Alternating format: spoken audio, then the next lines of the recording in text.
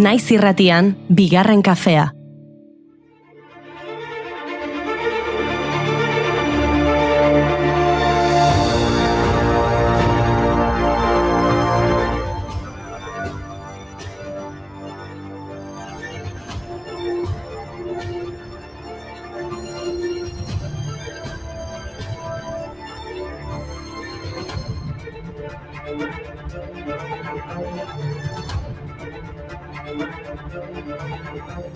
Egun honetan ongi etorri bigarren kafera, azaroaren 25 barrenak nahaztu dizkigu eta puntxu batekin gaude. Ahotsak urratuta baditugu, jakin dezazuela horregatik dela. Mugimendu feministak Euskal Herriko kaleak hartu zituen atzo iluntzean indarkeria matxistaren kontrako egunaren harira.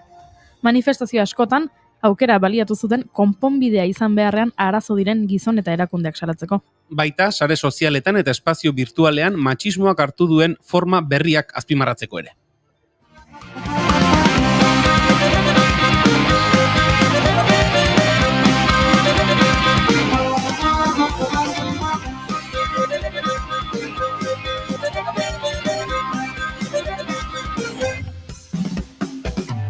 Tradizioak traizionatzean, hileak puntan jartzean, erratzak utzi, da mikrofonoak hartzean egan egitea. Ez digute esango, zer egin. Gaurko nazioarteko eguna ez da inentzutetsua, pasaden urtean sortu gaitzen. 2023ko maiatzetik azaroaren 26a garraio bide jasangarriaren mundu eguna da. Izan ere, Nazio Batuen Erakundearen arabera, garraio jasangarria funtsezkoa da garapen iraunkorrerako. Egunak helburu hauek ditu, sarbide unibertsala lortzea, segurtasuna hobetzea, ingurumen eta klima inpaktua murriztea, erresilientzia hobetzea eta eraginkortasun handiagoa lortzea. Bazen egiten autorik gabe bizitzeak 3,6 tonara murriztu dezakela urteko zure karbono aztarna. Badakizu saio honetan bizikletaren zaleak garela edo direla batzuk behintzat, baina egia esan trena askoz poetikoagoa da, ezta? Iraganik gabe, tametxik gabe, narak itzuli dira, azken trenak utzi ditu geltokian. Egia esan abesti gehiago eskaini zaizkie trenei hegazkinei baina gaurko egunez 2003an Concorde hegazkinak bere azken Paris-New York bidaia egin zuen. Concordea komertzialki ustietutako hegazkin supersoniko bat izan zen. Niri egia esan etorkizuneko zerbait iruditzen zait. 3 ordu terditan egiten zuen Paris eta New Yorken arteko distantzia.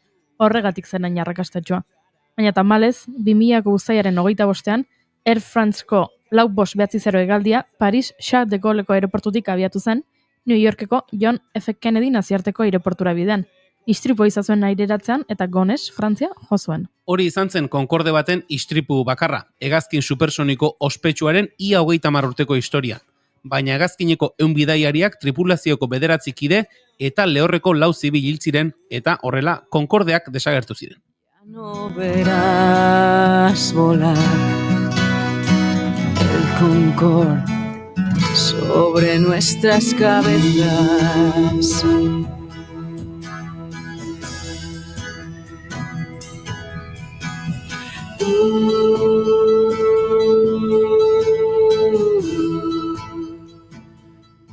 Casablanca pelikulako hegazkina etzen Concordea, baina Parisera zijoan gaurko egunez 1942an estrenatu zuten pelikula historikoa, Michel Curtizek zuzendu eta Humphrey Bogart, Ingrid Bergman, Paul Henreid, Claude Rains, Conrad Bates, Sidney Greenstreet eta Peter Lorre aktoreek antzeztu zuten. Estrenatu zenean ez zuen arrakasta berezirik eduki, baina egun historiako film txalotuenetako bat da.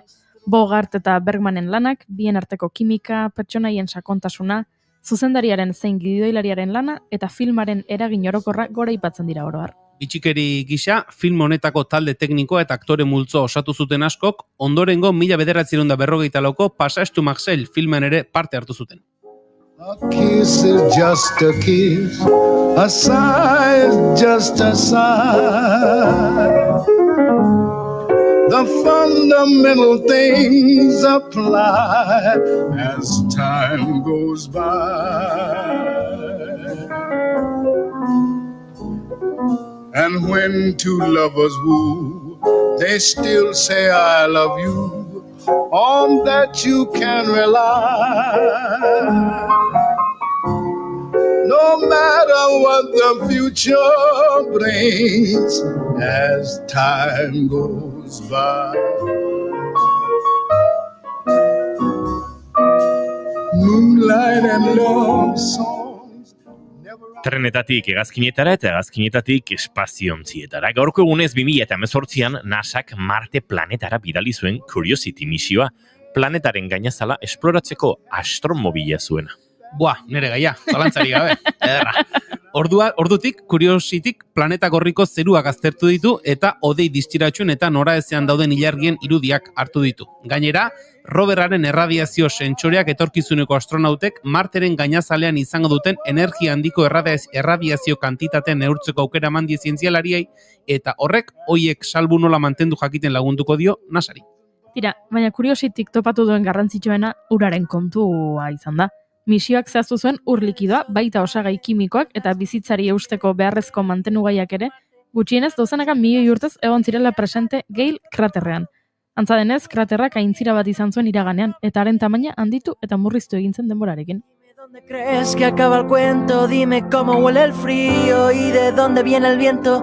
Y si es cierto que lo llevo, tu calor en mis huesos. Quédate conmigo hasta que se caiga el cielo. Cuando no queden días ni para estar contento. Quédate conmigo, no sé cómo acaba el cuento. Begira, ziur Marte ere ezagutzen duela, baina Saturno izan da bere ikergaia. Gaurko egunez jaio zen Agustin Sánchez Labega Bizkaitarra, Bilboko Ingeniaritza Goi Eskola Teknikoko fisika aplikatuko katedradun eta eguzki sisteman espezializatutako astrofisikaria. Eta gaurko egunez jaio zen Edward L. G. Ted Bowell astronomo britaniarra. Lowell Observatory Near Earth Object Search LONEOS proiektuaren ikertzaile nagusia da. Berari esker asteroide asko aurkitu izan dira. Asteroide Troiarrak, Periklos, Aidomeneo, Teukro, Automedonte. Banik emakume bat aipatuko dut. Gaurko egunez, 1956an jaio zen Lynn Karen Deutsch, Amerikako Estatu Batuetako astrofisikaria izan zen. Izpi infragorrien astronomian eta ura aztertzeko tresnen fabrikazioan espezializatua. Berari zor zaio lurreko teleskopioentzako kamera infragorriaren urrengo belaunaldia diseinatu eta eraikitzen. Lekua ikusendi gure naia. Apur suntxi arkua, hau da gure batua, ikusendi gure naia. Muzu ditzagun irtzak, emandako ezetzak,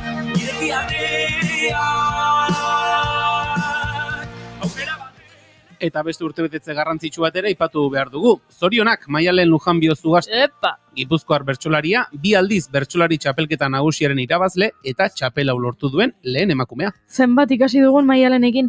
Askok ez genuen erkin hitza erabiltzen 2017ko finalara arte. Bestelako proiektuetan ere aritu da 2006tik 2011ra Orniturrinkus proiektua ondu zuen Judith Montero eta Xavier Erkiziarekin. Musika esperimentala, hotxeak eta hitzak bateginez, Orniturrinkos disko liburua eman zuen argitara. 2011an Txori Mugariak irrati performantza sortu zuen Erkiziarekin. Eta 2013ko udan kolaboratzaile berarekin egiek proiektua aurkeztu ziguten. 2018an RR ikuskizunaren hainbat emanaldi eman zituen, eta gerora 2022an oinarria berreskuratu eta RALA proiektua abiatu zuen. Gizarte honen estereotipo ta gizarte honen usten trampan zuari zera erortzen eta hori ez dizutuzten. Zuk badakizu nola zizelka eta maraztu gaituzten. Ze importadu gaur ari banaiz, zure aurrean biluzten. eta neroni ni neu naizena, hori bakarrik gorpuzten, nere gerripe zintzilikako desirari da puzten. Itzalizazu argia eta utzia zalari ikusten. Itzalizazu argia eta utzia zalari ikusten. Eta ez dute antzekotasun handirik egia esan, baina nik Tina Turner aipatu nahiko nuke. Bueno, agian badago, Maialen Lujambide eta Tina Turner. Simply the best. Simply the best. Simply the best. Egia da. Gaurko egunez jaio eta pasaren urtean zendu zen abeslari erraldoia, eta bueno, aipatu egin nahi nuen, besterik gabe. Horrela bai, efemerideak aipatuta, guazen gaurko menuarekin. Aspaldiko partezu nahi, Elordi Hidalgo etorriko da gurera, adimen artifizialean adituek, kontu eta hausnarketa askotak hartza. Idoia Rodríguez Mondragon pedagogian ingenieriarekin ere hitz egingo dugu. Irakasleak, hezitzaileak eta erakusteko moduak izango ditugu izpide. Eta Maialen Teiabide sekulako lerroburuarekin dator. Ez duzu musika garaikidea ulertzen? Lasai, normala da. Hori xebota digu, ze kontatzen digun. Eta uste dut arte ere probestuko dugula, Nafarroako Kontserbatorioko ikasle jarri dituzten salaketen inguruan hitz egiteko. Egunero delako, azaroako 25. Azaroak 25 zituen atzo eta gaur 26, baina gauza batzuk ez dira aldatzen. Asteartea, ongi etorri guztioi, bigarren kafera. Naiz irratian zareten entzuleok.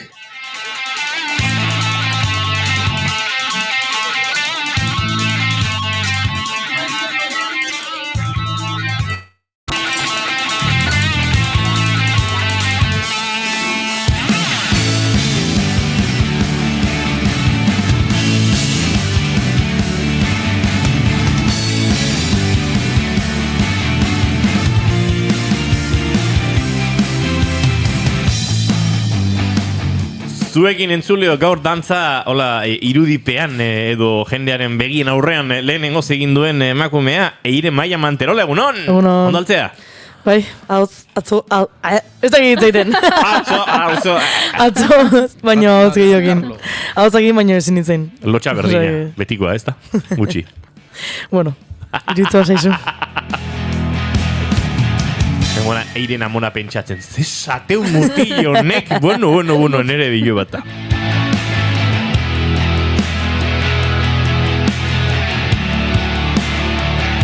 Julen goikotxe horbe gozo, egunon? Baita zuei ere. Ike lotxa gutxi. Aspaldi galdu benien. Erukean apurra. Goiuriz izarandia eta ik, lotxik bakan? Pila bat. Bai? Galduta, Baina pila bat. Eta izketan ari zeizuen hau ere, lotxa aspaldi galdutakoa, zer esango dizuegu, Iñigo Asensio Lurbide naiz, gaur bigarren kafea goizeko 10 eta 20 dituen honetan, guk prest daukagu. Azaroak 26, hemen lau urrengo 2 orduetan zuekin bat egiteko asmotan, ongi etorri, geratu hor, eta igo volumena, naiz irratian zarete, bigarren kafean.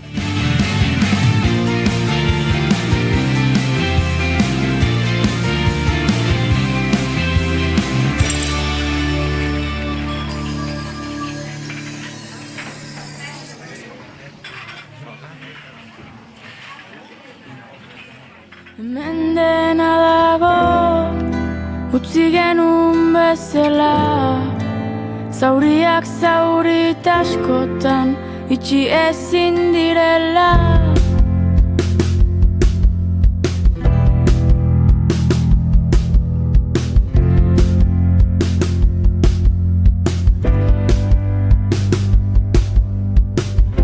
Lerro hauetan erremerre, Bueno, eta zitu horrelako eskaintzak egiten saio honetan, ezkara kantuak eskaini izaleak, baina gaur kantu hau gure lankide June Romatetentzat. Ez du goizalde ona pasa, eta tira, mina zerbait asetzen badu, ari duela gutxi, heldu zaion Lore Sortak, bere lagunek helarazi dioten hori, behar genuen heldulekua, hauxe helduleku, gure besarka da June Romatetik barguren lankidaren zatzai. Ezo ezer bai, Julen? Anima Romatet, eutxi! Oieri. Egin altzen nuen tatuajea, Romatet? Esaldi hau tatuatu behar omen zuen. Ni ez dakit. Egin duen, edo orain diko. Orain pixka bat hankan egiteko pixka bat gaizki orain.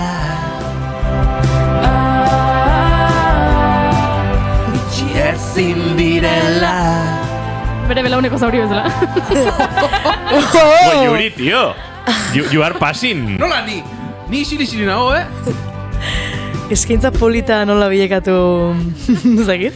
Bueno, garbi dago June hemen zein gauden bizitzaren, Kirmen Uribe esaten zuen bizitzaren munduaren alde argitxu horretan, gerala, eire eta biok, eta beste bi tipejo hauek. Baina betiko naturaltasuna mantendu behar da ez da, beti horrela eritzen gara. Axola gabeak. Zuekin aurkitu nun bizitza. Bueno, dio Junek ingo dula, Ingo dula, lasa joteko. Ados.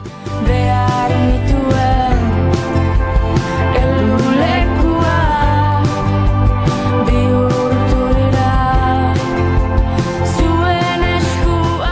Goiuri, bale. Ez dut zer esan? Bueno, nik usi zaitut, keino egiten.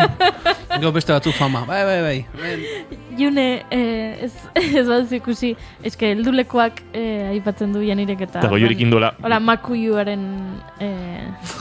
keinua. Tu, neska honek, ez dakit. No para. Nire... Junek dio, nire maite duta errezetak dia, pastillenak. Ai, kotxaua! Gora kimika!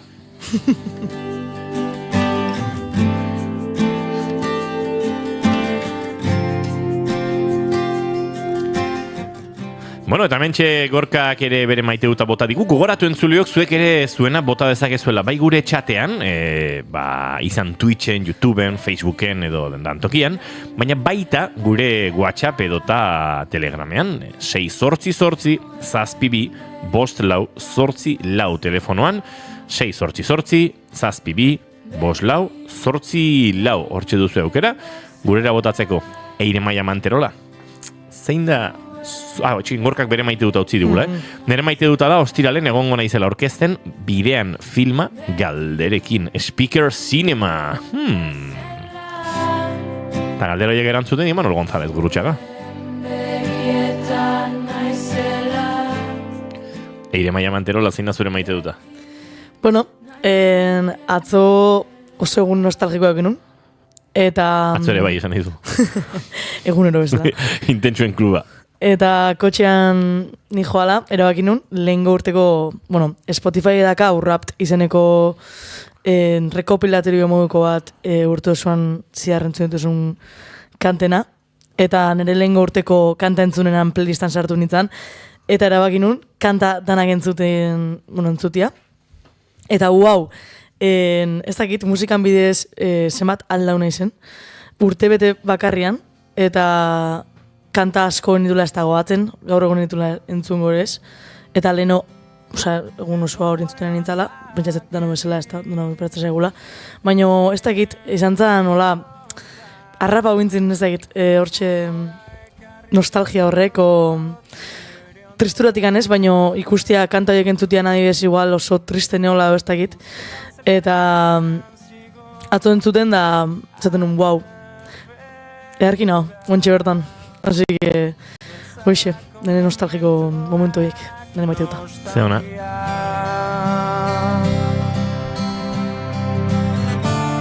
Iraganeko ume txikia itzuliko ez den inozentzia. Buah, kantu gizon kantu da baino. Triste jartzeko gaitasunari kargarria dauka, Boa. Izugarria. Bai. Da, hola, ez egit iniz pasatzen zen bidaudan nire maite duta. Batzutan, badira garaiak eta nik pasa ditut, azken aldian, antxidatearekin eta ondo ez, eta batzutan negar egin nahiko zenukena, baina negarra pixka bat kateatuta dagoena. Eta behar da zerbait katarsi hori sortuko duen, zerbait negar eginaraziko dizuna, eta bapatean bihurtzen da katarsi hori, edo bihurtzen da detonante hori pelikula bat, edo kantu bat, urrengoan negarrein nahi dudanean Mikel Moreno hori WhatsApp bategat, Mikel bialia zu audiotxo bat hau kantatzen.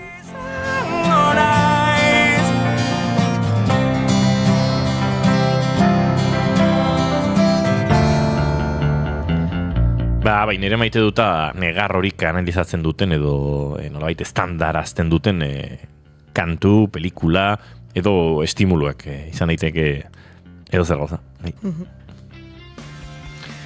Julen goiko etxe horbe oso? Ni, orain. Ba, iretxan daik. Bueno. Ja, gaur, zera, muituta, gaur normalen. Muituta? Bai, lehenengo izatea izta. Lekuz kanpo, Lekuz kanpo. Nahi eta hindu, Eitu. Bai, deskolokatuta harrapatuko zena, baina. Bai, hau era espaldi jaiotako baita. Lotxak eta espaldi galdu zituen. Hemen gaudenotatik espaldin jaiotakoa. Bai.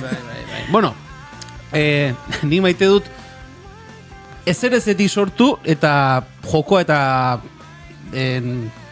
tontakarik egiteko aukera ematen dizuten gauzak. Jarriko dute testuinguru apur bat. Iragan ostiralean, abia punto ez da oso alaia, baina lagun baten aita hiltzen eta, gaixori zegoen, eta joan ginen, hiletara eta tanatorioan ere pasa ginen bertatik, eta joan ginen ezagun kuadrillatxo bat, gure lagun horren bueltan, aman komunean ezaguna ginen kuadrillatxoa joan ginen, batzu laguna ginen, beste batzuk ez, eta behin hileta eta amaitu zenean, antxe, tragotxa bat hartzen ari ginen, eta azpeitian zen hau dena, eta sartu zen gu geunden tabernara, gaztektxo kuadrilla bat, Azpeitiako dantzataldeko gabonetako zozketarako boletoak saltzen. Eta erosi genuen, eta ikusi genuen, saria zela produktu ezberdinekin osaturiko saski bat, eta 800 euroko saria. Beraz, antxe, ginen gauza bat, eta bestea, eta batek esan zuen. Tokatze baldin bat zaigu, bazkari bat egingo dugu hemen gauden ontzat, eta badakizer, eta esan genuen, oso zaila tokatzea, baina tokatzez paseigu ere bazkari egingo dugu, eta horrelakoetan badakizu zer izaten den, bat beti goten da kozinillas xamarroietako bat, eta bazkariani jarriko dut, eta halako plater jarriko ditugu, abia puntu tontakeria horretatik, gero asteburu guztia pasa genuen, bazkari horretarako, plateri izen berezia jarriko genizkiela, ez dakiz txartel berezia batzuk egingo genituela, eta maite dudan hori da horrelako lerdokeria batetik, asteburu guztian, barre egiteko aukera mantzigun, gauza bat sortu zela, eta esango dizuete, bazkari hori egiten den edo ez, baina oraingoz behintzat, itxurona dauka. Zena, maizu, honegin, dagokizuen erako. Goiuri ez izarandia, zure maite dut azin, da? Begira, gero sakonduko dugu, baina lehen ere gure artean aipatzen ditu gara, Nafarroako goi mailako musika kontserbatorioko ikaslek bi irakasle salatu dituztela, indarkeria matxistagatik. Gaur goizean irakurri dut Ixa sarean, nola beraiek idatzitako ohar bat, ikaslek idatzitako ohar bat, eta bertan esaten zuten, gaztelania zegoen, baina uste dut horrelako zerbait zela, behar dugu gure heziketa zentroa ez izatea kartzela bat. Hori nahiko genuke, guretzat, orain sentitzen dugu kartzela badela. Gure erasotzaileak hemen daudelako. Eta oso hitz potenteak eta indartsuak iruditu zaizkit, eta nire maite duta, salatzera ausartu diren emakume horiei, espero dut hemendik saretuta egotea, ondo babestuta egotea, eta animo. Nik maite dut horri gauzat gehituko nioke, salatzera ausartu diren emakume horiek, eta feminismoaren presioaren ondorioz, zerbait aldatu den sistema edo mekanismoi, ze duela 10 urte nik oso gertutik bizi izan nuen horrelako salaketa bat, eta neska ura oso bakarrik eta oso erantzunik gabe eta notizia horren ezagutzarik gabe geratu zen, ark bere musika ikasketekin jarraitu zuen, baina bere salaketak erakutsi zuen bestein bat neskak irakaslearen, piano irakaslearen ondorioz, euren ikasketak alde batera utzi zituztela. Eta irakasle horrek, orain nahi modan dagoen Ixa sarean, publikatu zuen Gabonetako kontzertuaren harira, oraindik lan handia zegoela egiteko, berdintasuna lortzeko eta orkesta hartan emakumeak falta zirela. Eta ezin izan nuen saiestu erantzuteko behar hori eta jarri nion. Irakasleok ezpazen nute, sistematikoki emakumeen bidea oztopatu jazarri eta zailduko ziurrenik emakume gehiago leudeke gaur egun orkestetan. Beraz, uste dute, zerbait badagoela ospatzeko ospatzetik gutxi duen notizia honetan, eta da publiko egin dela eta bintzat badakigula hau gertatzen ari dela, ze duela 10 urte etzen gertatzen, etzen jakiten, eta dena iskutuan geratzen zen, eta uste dut zerbait irabazi dugu lor. Horixe bera gertatzen zait, irakurtzen dudanean azterketak egiten dituzte ez, eta orduan 3 hilabetez behin entzuten dugu. Igo egin dira arazo edo eraso matxistengatik salaketak Euskal Herrian azkeneko 3 hilabetean eta alde batetik pentsatzen dut, igo egin dira salaketak, beraz igo egin dira, beti sentsazioa da ez, igo egin dira erasoak, baino bestetik pentsatzen dut, ze ondo, gehiago salatzen ari dira, emakume gehiago esaten dutela nahikoa dela. Eta orduan, bai, salaketak igo egiten dira eta beti saltzen digute zerbait txarra balitz bezala eta ez dakit oso txarra den hori. Bizitzeko etzai horren beste ardura.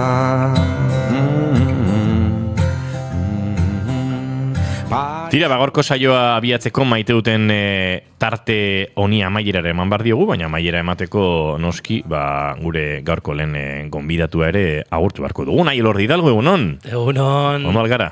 Oso ondo, bai. Bai? Bai. Torri zara, tarte bat egin da gurera, baina bazoaz klaseak ematera uste dut, ez da? Bai, hori. Nire bizitza berria asko gustatzen zaitu hain. Bai, Unai Elordi Hidalgo ikerlari izatetik, ikerlari izaten jarraituko du, baina irakasle ere izango da, Euskal Herriko Unibertsitatean ditu hainbat ikasle. Ingenieritza ikasleak dira? Orain beste gradua da, adimen artifizialeko gradua. Hori da. Wow. Eta gero informatikako betiko gradua. Gaur egun bere espezializazioarekin, eta hori da. Gaur egun handia da, Euskal Herriko Unibertsitatean bozkak eta dagoelako, hauteskundeak, errektoretza. Bai. Ez ki, baren dizakit sistema nola funtzionatzen duen, baina. Egia da, gaur da. Bai, emandu. Gaur, errektorea aukeratzeko hauteskundeak abian dira. Bai. Bastante. Baina, bueno, hilabete noa, egia da, pixkat zaila dela struktura guztia ondo ulertzea, baina bai, errektorea zein dan esan diatea, así que bai. Momentuz. Vale, perfecto. Elordi, zein da zure? Nik ere botatuko dut, bozkatu behar duzu? Bai, egia da, botazio sistema pixkat desberdina dela, danak ez daukagu pixu berdina, ikasleek pixu badaukate, orain sartzen diren irakasleak beste pixu badaukate, eta zenbat kategoria altuagoa izan, orduan eta botere gehiago daukazu. Orduan, oraingoz, egia esan, errektore kontzeptua edo EHUko sistema horretan zer agina daukan, ez? Errektoretza aldatzeak oso ondo ez dakigu, baina, pentsatzen denborakin ulertuko dula, zesan nahi duen bat aukeratu edo beste aukeratzeko. Baina, oraingoz pentsat naiz, botante indeciso hori. Oraingoz eta oraindik. Bai, oraindik, bai. Gero jungo naiz EHUra botatzera hori da. Ostras, azken ordur arte... Ez pentsatu da daukate, Baina burua jandiate, pixkat. Hor ere barne kampainak eta... Bai, euteia bollituak taula banatzen ikaslei. Badakizue, nire etxean daukadan, ez dakit, badao etxean, ez dakit nola ditu honi, elementu sorta bat, ez? Badituz etxean gauza batzuk, oparitu zizkizuenak, eta etxean geratu direnak, eta etxearen zati direnak, ez? Nik badaukat behin lagun batek zaborretan topatutako joskuntza busto moduko bat. Maniki, baina josteko maniki bat, hola berdeak izaten dira, gainean gauzak zehatzeko, eta gero egurrezko oinarri bat, eta badaukat, oparitu zidaten banku urdin txiki bat, horrek bazuelako balio sentimental bat. Badaukat areazko erloju bat, eta badaukat, pianoaren gainean, sozialistek hauteskundetan oparitutako La Rosa bat lehortuta. Bai. A ver, esango dizuet gauza bat, sozialistek herri honi egin dioten ekarpena hundienetakoa izango da La Rosako oparitzea. Zuk La Rosaka ipatu dituzu eta Elordik bollitoak, nik igual bollitoa nahiago. Marketina, bakitzak. Elordi, zein zure maite duta? Zizkio buelta asko eman, esan ditingo pentsatut maite duta. Baina egia da, lehenko astean uste dut, kuadriako bazkari bat izan genuen, ez dakit hau inigo kontatu, baina pelotan jolasten hasi ginen. Eta kontuatu nintzen, zahartu nintzela, hori lehenengoa, eskutan kriston mina neukalako, baina bestetik ilusioa antzekoa zela, jolastearako garaian, ez? Oso gaztea zeanean, jolasten nahi zeanen, daukazun ilusio hori ez emateko, eta ez zaize pelota, eta daukazun adrenalina sentsazio horren antzeko zerbait neuka, baina konturatu nintzen, nire abileziak ezila berdinak, ez? Eta orduan, zahartu naiz, baina ez ondo berriro bueltatu naizela horrelako zoriontsu nintzen, edo, orain ere naiz, baina esan nahi, umetako ez, idealizatzen dugun momentu horretara bueltatzea, denboraren makina hartu, eta han ibilita ikusi zure lagunakin jolasten aizeala, eta emozio berdinarekin pelota txokotan jolasterakoan nahi zinean esku batekin hartu eta denak liberatzen ginenan, ez? Eta badauka txoko kolektibizazioaren indar bat, oso emozionantea, kendu metaversoa eta jarri txokok. Bai. Ezakit, sentitu nintzen oso, ume bat. Gaina, txokoan dagoena bada zapaldua. Eta hor... Jasoko duena. Bai, eta zapalduak batu egiten dira, ez? Eta holako batean batek eskuatekin jasota denak ospatzen dute. Badauka... Eta hurrengoan pentsatzen. Filosofia gehiago uste duguna baino txokotan aritze horrek, Ja, pilota puskatu zan, ez? Hor badago, ez? Atzo, kuadriako pilotorren jabeak idatzi zigun esateko josi zuela eta konpondu zuela. Ara? Bai, eta hasi ginen plan egin beharko da txokotan jokatzeko eta... Irakurri Augustia, eire dagorrela begirak, Unai eta Bio kuadria berekoak gara. Bale. Bai, entzuleok ere, ulor dezaten. Irakurri ditugu, Asensio hirugarrena eta Elordi laugarrenaren arteko kronika horiek, Partidaren kronikak irakurri ditugu. Bai. Nik egia esan, ez dakit berriro jokatu nahi dudan, ze sentsazio izan nuen, oso ondo aritu nintzela, eta uste dut nire maila errealaren gainetik ari nintzela. Orduan, berriro zute bagara kaka bat izango da. Nik horregatik jolastu soilik behin ere bizitzan futbolera. Nire lehenengo partidan gola sartu nuen, eta erretiratzea erabaki nuen. Hor goian, Hall of Fame horretan, ez? Claro, nire bizitzako partiduen egunean gola sartu dut. Bai, hori estadistika gutxiak, Messi ere ez du izango, Messi izango du, batetik gorako bataz besteko, ez? Ez dakit, bai. Izango du, ziurrenik. Messi txa. Uste zaizun txistia, Erorte. Norberak bakarrik mi... Tira, Unai Elordirekin eire maian ebaduzu gurekin geratu, gauza oso interesgarrien inguruan ariko gara, ze Elordik esan digu Black Friday eta datu mehatzaritzaren inguruan aritu behar dugula, eta gainera orain datu mehatzaritza irakasle den horretan, Euskal Herriko Unibertsitateko datu irakasle den horretan datu mehatzaritzara erakusten du, hortxe teknika desberdinak baditugula analizatzeko, baina uste dut entzuleari nolabait belarriare goxatu behar diogula edo errestu behar diogula, zer den datu mehatzaritza azaldu beharko duzu Elordi, Black Friday zer den jatorrien eta teoria faltxoen inguruan eta bestelakoetan ezkar arituko, baina Black Friday gaur egun da, urteko garaibandun prezioak jetxi egiten direla kontatzen diguten, beste gauza da benetan jetxi diren, lehenago igo dituzten prezioiek gerora jeisteko, eta baina jendeak baliatzen du garai hau, kontsumismoaren kulturan erabate murgiltzeko, eta batzutan egiazkoak diren oferta batzuk, edo horrelako aukera batzuk baliatzeko, eta beste batzutan ziurrenik egiazkoak ez diren prezio jetxira batzuk nolabait eurak konsumura eramateko. Uste dut entzuleak orokorrean badakiela zer den Black Friday, baina zer datatu mehatzaritza honei? Oso ondo esplikatu duzu zeran Black Friday. Igual utzten dizut datu mehatzaritza zeren esplikatzen. Zu datu mehatzaritza ez dakit. Motzean esan da zuk datu asko dituzu, ez? Datu horiek oso desorganizatuta daude, eta nolabait saiatzea aldezun aberastasun handiena ateratzea datu horietatik, bai? Izan daitezke irudiak, izan daitezke tekstua, izan daitezke zenbakiak, ez? Azkenan beti zenbakiak dira eta erabiltzen dira probabilitateak. Kontua da, seguntan nolako problema dan, ez?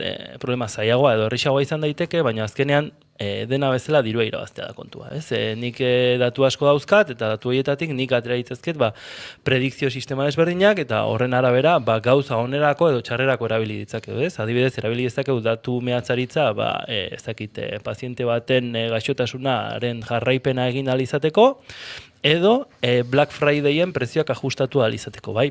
Orduan, pentsa, azkenean, erabiltzen ari garen hori dela parametroen kontua, bai? Problema diseinatzen dugun momentu horretan, erabilitzazkegu parametro desberdinak, ez? Eta motzean esan da, adibidez, kantzera dauken pertsona batek parametro desberdinak izango ditu, ez da, dauzka bere analisiak, ez? Datu kuantitatiboak direla, bere historia kliniko horretan sartutako informazio horren prozesamenduare badago, ze egoeratan dago momentu horretan, ez?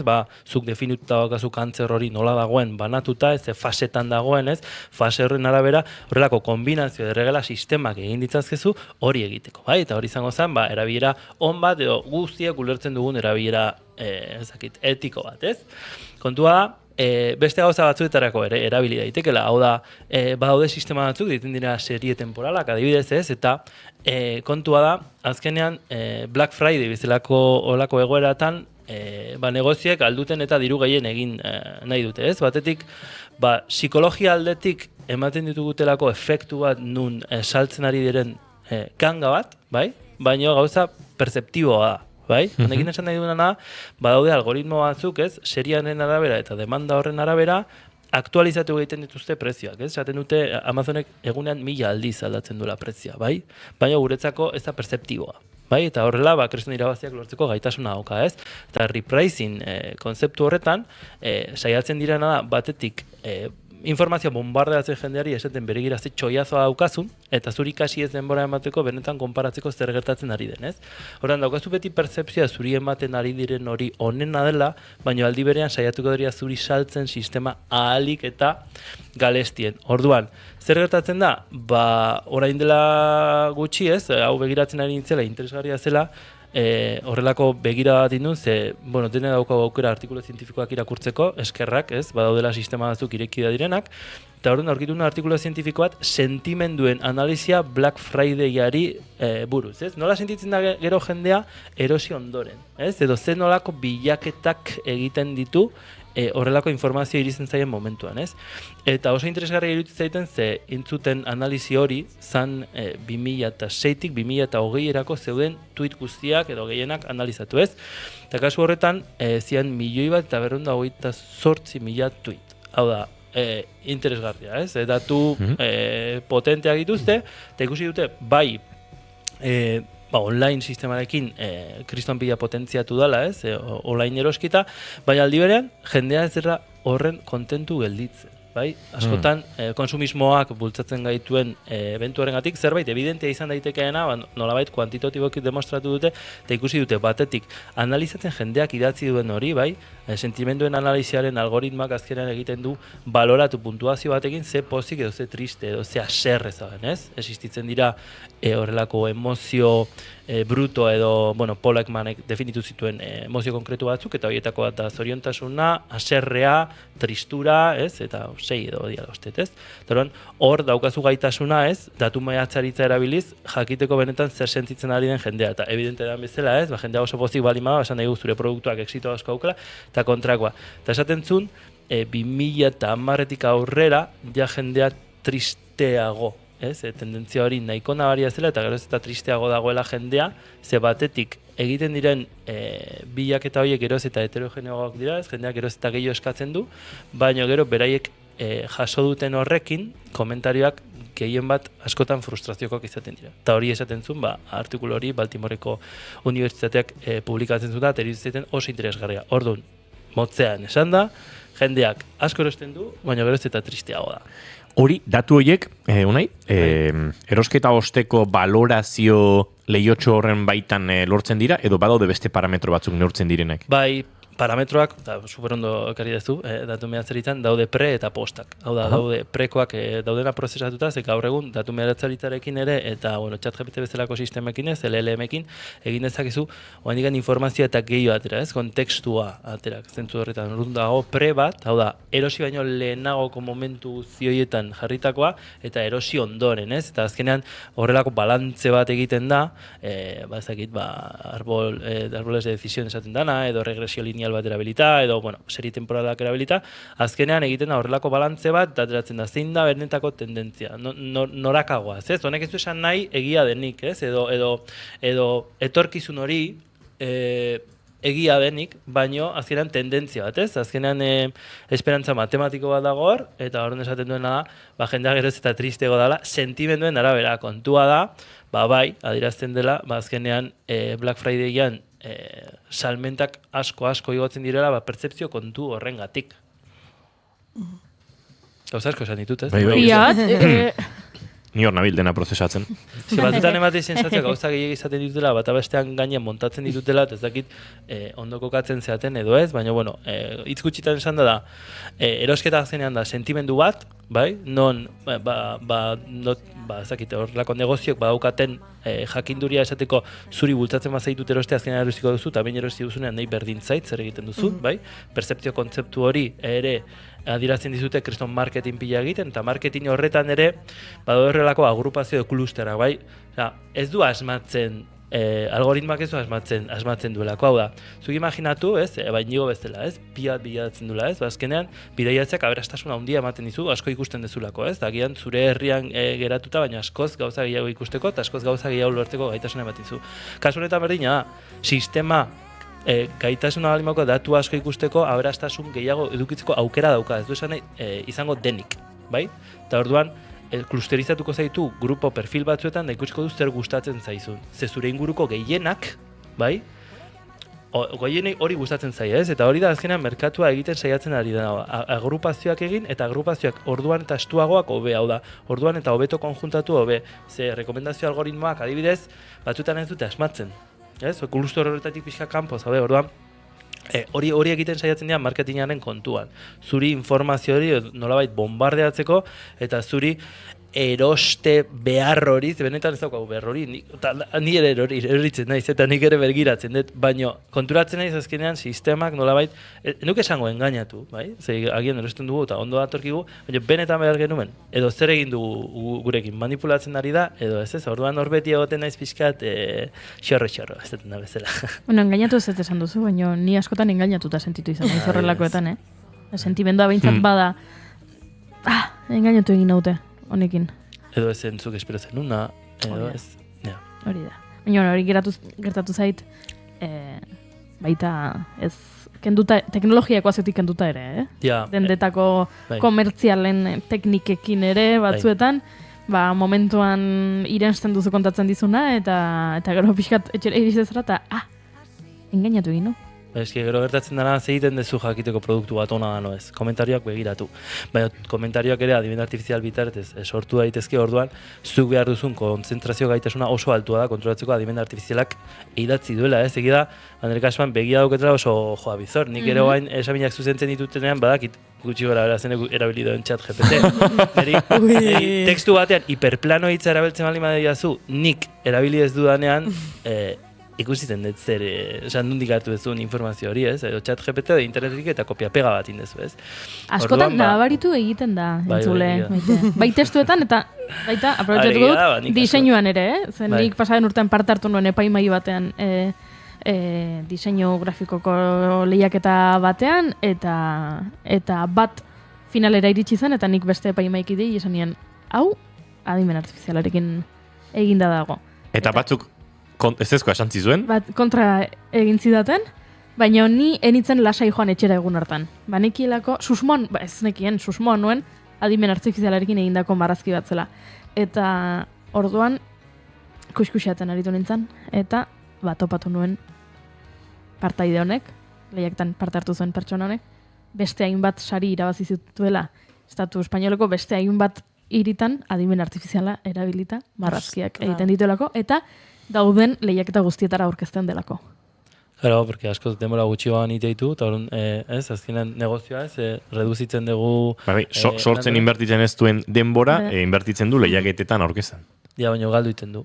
Dena, asezen orain arte irabazi egin du. Bai, irabazi egin du ez dialako konturatu. Baina zuk zenoken ojoa bizoregia, orain, eta nahi behar beste egun batean itzengo dugu, ari direla de bailanean nola demostratzeko estilo bat kopiatu egin dela. Bai, matematikoki demostratzen da, baina ateratzen ari dira ez, zen nolabait kuantitatiboki demostratu behar dezu, obra horren ez kopia bat, baizik eta bere estiloa kopiatzen ari zirela, eta nola markatzen ez du estilo bat, ez? Adibidez, abesti baten plagioa, jakiteko plagioa, no ez zen plagioa, ez? Ezakitzen bat konpas izaten dira, ez? Minimo bat edo maksimo dago hor, ez? Kasu honetan ez da horren erreixa. Orduan, badaude beste teknika batzuk, artikulu zientifikoa eskuan daukat, hasi horrengorako nahi badezu hortaz itzengo dugu, nola kopiatzen duen adimen artifizialak eta nola oraingoz behintzat ari diren saiatzen hori ez gertatzea edo behintzat detektatzea egiten duenan jendeak eta jendeak gaizki ikustea. Inigo Julen eire, usten didazu elordiri galdera pertsonal bat egiten? Osa ez galdera pertsonal bat berea, baizik eta nire bizitza pertsonalarekin lotura duna. Baina adimen artifizialarekin... Lea oso ondo dago, Bai, super ondo dago. Ez esan nahi nuen, bagian gaitik aterata, baina adimen artifizialarekin zer ikusia dauka. Kezkatuta nago, nahi. Bota. Arazo bat izan dugu baserrian, eta Zer? Barkatu. Pentsatu dut momentuan, kezkautan nago nahi da bazirudin medikuaren era doana, ez? Eta esan dize duzu, doktor Unai, doktorea da, oda, beste meme hori bezala, ez?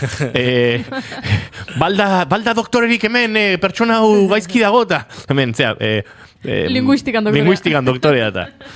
Reanimazioa zakititen, orduan, ez balio. Ez baina adimen artifizialarekin zerikusia dauka. Vale. Arazo bat izan dugu baserrian, bai. Eta orduan, seguro etxeak perito bat bidali behar du, peritaje bat egiteko, baina kontua da, peritoa ez dela aurrez aurre etorriko. Mobiakin ate baitu zergazkik? Plataforma, adimen artifizialeko plataforma baten bidez, da? Eta ja peritajeare ez du beak egingo, adimen artifizialak egingo du. Peritaje adimen artifizialak egingo du, da plataforma bat, uste, Naparron sortutakoa edo hola dela, duela gutxi sortutakoa, bai. Eta BDO izena du, eta plataforma horretan sartu behar gara ordu zehatz batean, eta ez da egitze parametro edo bidaleko izkiguten, eta adimen artifizialarekin aztertuko du kalteak nolakoak diren, eta antza denez, horrela asko azkartuko da prozesu guztia, baina kezkatuta nago. Bale, oso ondo da, esaten dezuna, nik horrelako proposamen bat, eskatu zidaten horrelako proposamen bat egitea beste seguro etxe batentzako. Kasu honetan, ez dut esango enpresaren izena, baina kasu honetan, erabiltzen zena zen, etxeko mobiliario hausten zenean, etxeko seguruan, puskatuta zegoen, edo ez jakiteko. Adimen artifiziala, izan badago, baina normalean izate oten da bizion artifizial edo, ni 15 urte egiten egon naizen, magina horiek nolabait ulertu alizatea irudi horretan dagoena, ez? Eta kasu honetan, begiratzen zana zan, ez bakarrik hausita zegoen edo ez, oso kontzeptu erreza da ulertzeko, baizik eta zenbateraino dagoen hausita. Hau da, nik vitrozeramika bat puskatuta balima daukat, txikituta on daiteke, ez? Edo, euki dezake horrelako, zantzu bat, esaten da bai puskatuta dago, baina erabiltzen jarraitu daiteke. Pitzadura bat edo dena delakoa. Pitzadura bat, ez zaiten etortzen.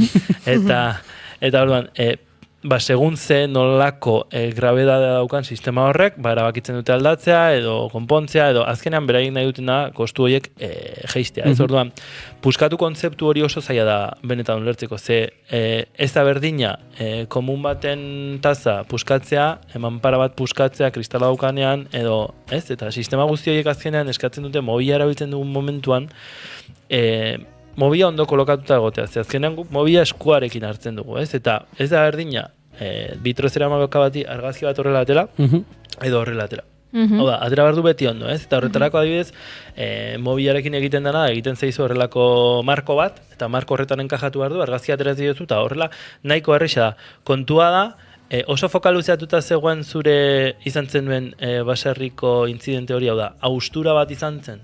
Da, zuaitz bat erori da, hainbat autoren gainean. Zuaitz bat erori da, hainbat autoren Zuaitza da gure jabetzakoa, terrenoan gure terrenoan dago, eta... Oso zaila iruditzen zaitola, Osea, zen nahi, adimen artifizial kontzeptuak egiten du sistemak emate politagoa edo zer, hor erabili daiteken lehenengo teknika da video summarization, dela sistema batek esaten dizu hor dagoen guztia. Hau da, esaten dizu zenbat kotxe dauden, arbol bat dagoen, arbol hori gainean botata dagoen, bai? Bai. Baina oso zaila iruditzen zait, segundundik aterata, esatea txikituta daudenik kotxe horiek, edo, hau da, informazio gehiago ateratzea, bai? Esan diezazuke, arbol bat dago hemen, eta kotxeak daude, bai? Adimen artifizial kontzeptu horren atzen pertsona dago oraingoz seguro. Ze ez dauka hainbeste gaitasunez, badago kontzeptua ditzeta Vision Language Models, eta oso ondo funtzionatzen ari den sistema dira, egia da, nik Dubaieko zentro teknologiko batekin izketan nintzen, halkon izena duen VLM bati buruz, eta konturatu nintzen, hasieran ematen dizun inpresioa ze gaitasun daukan, baino iristen da esatea daude kotxe batzuk, eta zuhaitz bat erori da, eta punto. Horrek ez dizu, gehiegi esaten. Ja. Baina, bueno, azkenean esatea, adimen artifiziala erabiltzen duen horrek, ematen du gauza oso guai dela, baina batzean dagoena pertsona da. Bale, kontatuko dizu, ega zer moduz, egia esan, atzo iritsi zaigunean hau kontua, eta horrela egin behartzela, eta lehenengo amorrua edo izan zen, oain horrela egiten balin bada dena, asko kezingo dute. Hau da, niri, ez da, nire zuaitza, baina niri laguntza eskatu didate, ze arrakala digitala hortxeago, egia. eta nire familian ez ziren gai beraiek ezakitze ordutan konektatu plataforma ontara eta sartu pasaitzau. Eta zergatik ezakitze ordutan, ez dut ulertzen zati hori. Ez dakit. Ez zordutan badaki. Bai. Ez baino zergatik ez dakize ordutan. Bai, badaki. Izeiteko modua zen goiurirena. Ez dakize ordutan. Goiurik ordenun, zortitan justo. Orduan, karo, imaginatzen zuen streaming bat bialduko zula area eta pertsona bat egongo zala ikusten. Ordua badakite, X ordutan. Vale. Ordu tarte bat dago. Ordu tarte batean. Bai, eta pentsatuko duzue, hemen irabazten duen bakarra, aseguru etxea da. Ez azkenean pertsona gutxiago edo despazamenduri kenduko du bidetik. Baina irabazi, Julen eta biok irabaziko du. Zergatik, banoalako. Ez, txintxua, ez. Baina zu joate horretan, jasoko dugulako bueltan basurde puska bat. Bai. Hori egia da. Ordainetan. Kontua da, hori, lehen aipatzen ari nintzena, arrakala digitala badagoela hemen, eta izu, askok ezingo dutela hau, ez dakit ez, nire amonari gertatzen zaio zerbait etxean, eta lapurretan sartzen dira, eta peritoak, ez dakit, bideoi ez konektatu berbalin badu, ez du sekula lortuko, ez? Jende asko dagoela. Baina ematen du bere arazoa dela. Hori da. Eta, mehen kontua da, hori, nik ere joan egin behar dudala, hau kudeatzera, nik dauzkadalako, ezagutza teknologiko horiek, eta nire familian, ez nire aitak, eta ez ditu, eta orduan ordainetan, nire aitak, esan zion inigori. Esan genion bere aitak, goiuri area jongo alauntzea baina igual, behetzea. Eukiko basurde bat hortziza. Bai, basurde bat. Basurde bat? Eizen ibiltzen da, eta basurde... Vale. Basurde jana egingo dugula. Igual txerri ez dela basurdek zeuzken, ez dakit. Ez, baina basurde jana. Basurde jana egingo dugula. Bai. Bueno, eta orduan kontua da, lehenengo kezka hortik iritsi zen, hau da, arrakala digitalarena, hau ez da mundu guztiaren zat, eta horre, kezka garri iruditzen zait, eta bestea da, ikertzen hasita, ze bidalizi guten esteka, plataformak bedeo izena du, ez dakiz zer, eta Googleen kuskusatzen hasi, eta ikusi, 2018an sortu zen enpresa bat dela, eta adimen artifiziala erabiltzen duela bideoperitaje egiteko, eta, hor sortu zitzaigun beste kezka. Adimen artifizialarekin benetan gai izango ote garen bai ugu, eta bai plataforma bera benetan zehazteko kalteak zenbatekoak izan diren. Ikuste dut, ez dela horrela izango, hau da, beti marko dula pertsona batek ziurtatzeko benetan responsabilidade hori hartzeko, software bati ezin diozu responsabilidade hori jarri. Enpresak nahiko luke, ze horrela inorritzen responsable izango, baina hori ezin da gertatu oraingoz behintzat. Orduan, nahi iruditzen zaitena aurreneko pausu hori, bai, azkenan, nik ezakit, batutan ematen du biktimizatzen ditugula, enpresak lan gehiagi daukatela, beste alde batetik igual kontra jartzen ditugu, eta ez dut nahi hori. Esan nahi duena askotan, seguru etxe batek nahi ditu petizio gehiago jaso, erantzuna eman, orduan software bat uste badu lehenengo filtro bezala, gian mesede egin diezaioke, eta benetan atentzio berezia behar duten horiei, denbora gehiago eraman, baina berez ez da horrela. Berez kostuak jeisteko sistema bada, kontua da, zu demostratzeko gai balimazea, zuri gertatu zaizun hori oso grabea dela, eta seguro etxeak ez badizu kaso egiten, zer nolako erraminta dauzkazu, oso ondo dagoa, adimen artifiziala eta hori erabiltzea, baina zer nolako ezagutzak ditugu konsumista bezala guk, konsumoaren munduan, zer eskatzeko gaitasuna daukagun, aseguru etxe bat ize ordaintzen diogu, baina gero gauzak lortzea benetan zaila da, eta oso batzuetan barrera bezala erabiltzen dutela horrelako sistemak erabiltzea, eta, bazuk esan duzuna, azkenean aldaketa sozial horri, teknologiari bultzatuta, gure melduak edo gure gurasoa aiton amonek, asko sufritzen dutela. Tira, goizeko 11 bueltan ditugu, eta Unai Elordi Hidalgo ere agurtu egin beharko dugu. Baduelako zeregina gainera, eta berandu baino lehen askatu behar dugu guretik. Unai Elordi, mila esker, eta Joan Eskuak berotzen txoko horietarako. Bagoaz estudio zentraletara azken ordukoaren bila bien bitartean, antxe zaidaukagu eta oinatze aizpuru lankidea. Esan dakoa, azken ordua gurera ekartzeko. Oinatze aizpuru egunon? Egunon bai, lagunok, Euskararen nazioarteko egunaren 75. urte horrena ospatzen ari dira Baionan, bertako udalean Eusko Ikaskuntza 1948an egindako adierazpena eguneratu dute berriki eta adierazpen berria irakurri. Euskal Hirigunen elkargoko, Nafarroako gobernuko eta Eusko Jaurlaritzako ordezkarien babespean. Pegi lekuona Baionan bertan da, herriko etxean. Pegi, kaixo egunon? Egunon oinatz, egunon entzuleak. Adierazpena 75 15 urte betetzear dela sinatzaileek euskara bizi berritzeko nahi eta behar aldarrikatu dute. Ana Urkizak irakurri du adierazpena eta nabarmendu du 1959ko izpiritua baliozkoa dela. Lehen adierazpenean egin moduan, xede, pauso, erabakigarriak aldarrikatu dira. Euskal hizkuntza komunitatea trinkotzeko eta saretzeko jauzia, eragileen elkarlan aktiboa, euskaraz hitz egin eta bizitzeko aukerak eta berdintasuneko gizarte bat. Lehenbizi, euskal hizkuntza komunitatea trinkotzeko eta saretzeko jauzi berria behar da. Bigarrenik, globalizazioak, digitalizazioak eta errealitate soziodemografiko berriek dakartzaten erronkei aurre egiteko, erakunde publiko, pribatuen eta herritarren arteko elkarlan aktiboa sustatu eta indartu behar da. Hirugarrenik, euskal lurralde guztietan, euskaraz hitz egiteko eta euskaraz bizitzeko aukerak suspertu eta bermatu behar dira. Eta laugarrenik, etorkizunean, funtzio guztiak euskaraz betetzeko aukera emango duen berdintasunezko gizarte bat eraiki nahi baldin bada, euskarari arnasa emango dioten politika sendoak behar dira. Abenduak 3 euskararen nazioarteko erreferentzia izaten jarrai dezala aldarrikatu dute, ospakizun eguna eta euskaldun izateko eguna dela ere aipatzen du adierazpenak. Erantsi dute ere euskara izan behar duela gizartearen kohesiorako elementu.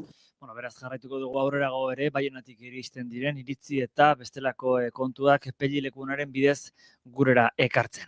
Atzokoan azerako 25 indarkeria matxistaren kontrako nazioarteko eguna eta gaurkoan lepo beretik burua jarraitzen, Nafarroako goi mailako musika kontserbatorioko hainbat ikaslek zentroko 2 irakasle salatu dituztelako indarkeria matxistagatik. 2 kasuetan euren kontrako disiplinazko espedientea zabaldu ditu Nafarroako Hezkuntza Kontseilariak. Irakasleetako bat jardunetik kendu dute behin-behinean ikasleak sare sozialen bidez jazartze egotzita eta gainera gizon horren kontrako salaketa Espainiako Polizia Nazionalearen aurrean jarri dute sexu delitu egotzita. Eta horretaz gain, gutxienez 6 ikasle kexa formala aurkeztu dute kontserbatorioko zuzendaritzaren aurrean beste irakasle baten aurka.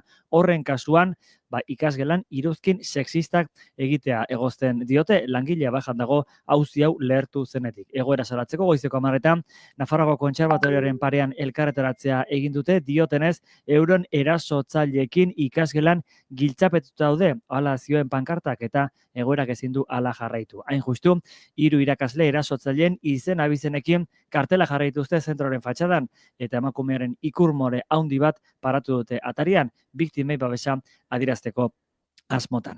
Azken aipamen bat, hemendik ordu bete barru, Bilbon egingo dutelako ekitaldia, Guardia Zibilak tiro ziltzuen Angel Esparzaren oroimenezkoa izango da. 9 plaka jarri ditu Bilbon bertako udalak, eta Angel Esparza izango da haietako bat. Franko hil eta 5 egunera Guardia Zibilak tiroz hiltzuena 1975ko azaroaren gaurko egunean 28 urteko gaztea Madriletik Bilbora joateko garaia hartan ohikoa zen autoestopa egitea, gidariak Legutioko errepidearen bidegurutzean utzi zuen eta oinez jarraitu zuen bidearen zati bat Diego Gabarri Moreno 21 urteko madrildarrarekin partekatu. Aurreko egunean Franco erorien Araneko basilika lurperatu zuten bitartean etak Antonio Etxeberria Oiartzungo alkate frankistaren kontrako eraso egin zuen bera hil eta itxuraz komandoarekin hastu zuten Esparza eta Gabarri. Esparza tiroz hil zuten eta Gabarria atxilotu. Garaiko edabideek gaizkile dola lapur baten heriotza gisa saldu zuten eta gaur ura gogoratuz, Bilbon esan bezala Angel Esparza gogoratuz, ordu bete barru plaka jarriko dute. Hauxe beraz lagunok, kontatzeko genuena. Eskerrik asko oinatza izpuri eguerdiko 12etan informazio gehiago, hementxe, naiz irratiaren informazio zerbitzuetan.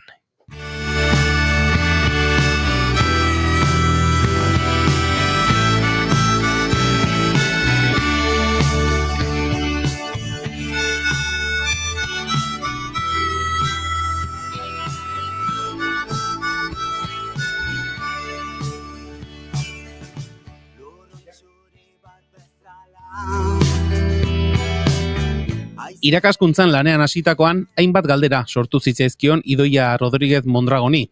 Erabiltzen ziren materialek estereotipo nabarmenak zituztela jabetu zen genero ikuspuntutik, eta horren inguruan hausnartzen hasi zen. Bide horretatik abiatu zuen doktore tesia eta irakaskuntzan jardun bitartean ondu du tesi hori. Gaur egun, ingeniaritza pedagogikoa eskaintzen du bultzada hezitzailea piztu izenburupean, eta galdera hietatik gaur egunetara bitarteko prozesua saritzeko bigarren kafera gonbidatu dugu. Idoia Rodríguez, egun honetan ongi etorri. Egunan, mi esker. Zer moduz gara? Ongi eta zuek? Hementxe, gure ari gara. Hainbestean, ez da? Hainbestean, itxuraz hori da, tamainan. Idoia, esan dugu, hasieran irakasle bezala lanean zeundela, somatu zenuela edo seinale batzuk jabetu zinela zerbaitetaz, ez dakit, irakasle izateko prestatzen ari zinen bitartean ere ari ote zinen seinale horiek somatzen edo behin lanean hasitakoan jabetu ote zinen horretaz edo egin ote zizun klik hori buruak? Nik betidanik aski kontzientzia indartsua ukan dut feminismoaren inguruan eta inegalitateak asko ikusten nituen. Irakasle bilakatu nintzen pixkat kasualitatez Euskarako ikasketak egin nituen Baionan eta irakasle izateko diploma pasa nuen. Eta nire ikasleen parean izan nintzearik, ohartu nintzen, adibidez proposatzen dituen ariketetan, testu liburuetan zirenak, kontsignak aski sexistak zirela, adibidez medikoa gizona zen, erizaina emaztea, eta ohartu nintzen nik kontzientzia hori ukanez, hala ere olako tresnak pasarazten nituela, beraz pentsatu nuen, nire lankideak ez badute kontzientzia hori zer gertatzen alden haien klasean, galetu nuen hori nire buruari. Eta, zure buruari galdera hori egindakoan, ez dakit, esan duzu materialean ikusi zenituela gabezia batzuk, zure lankideen artean ere, kontzientzia bat sortu edo eragin beharra ikusi zenuela, zein izan ziren, eman zenituen pausoak? Nire ikasketak bukatu behar nituen, beraz pentsatu nuen hor, bazera zerbait, gogoeta bat eramateko generoari buruz gure irakasle munduan eta batez ere bakarrik ari girelarik gure ikasleen parean erabiltzen ditugun eta transmititzen ditugun tresnetan ni literarioa naizenez, literatura aztertu nahi izan nuen.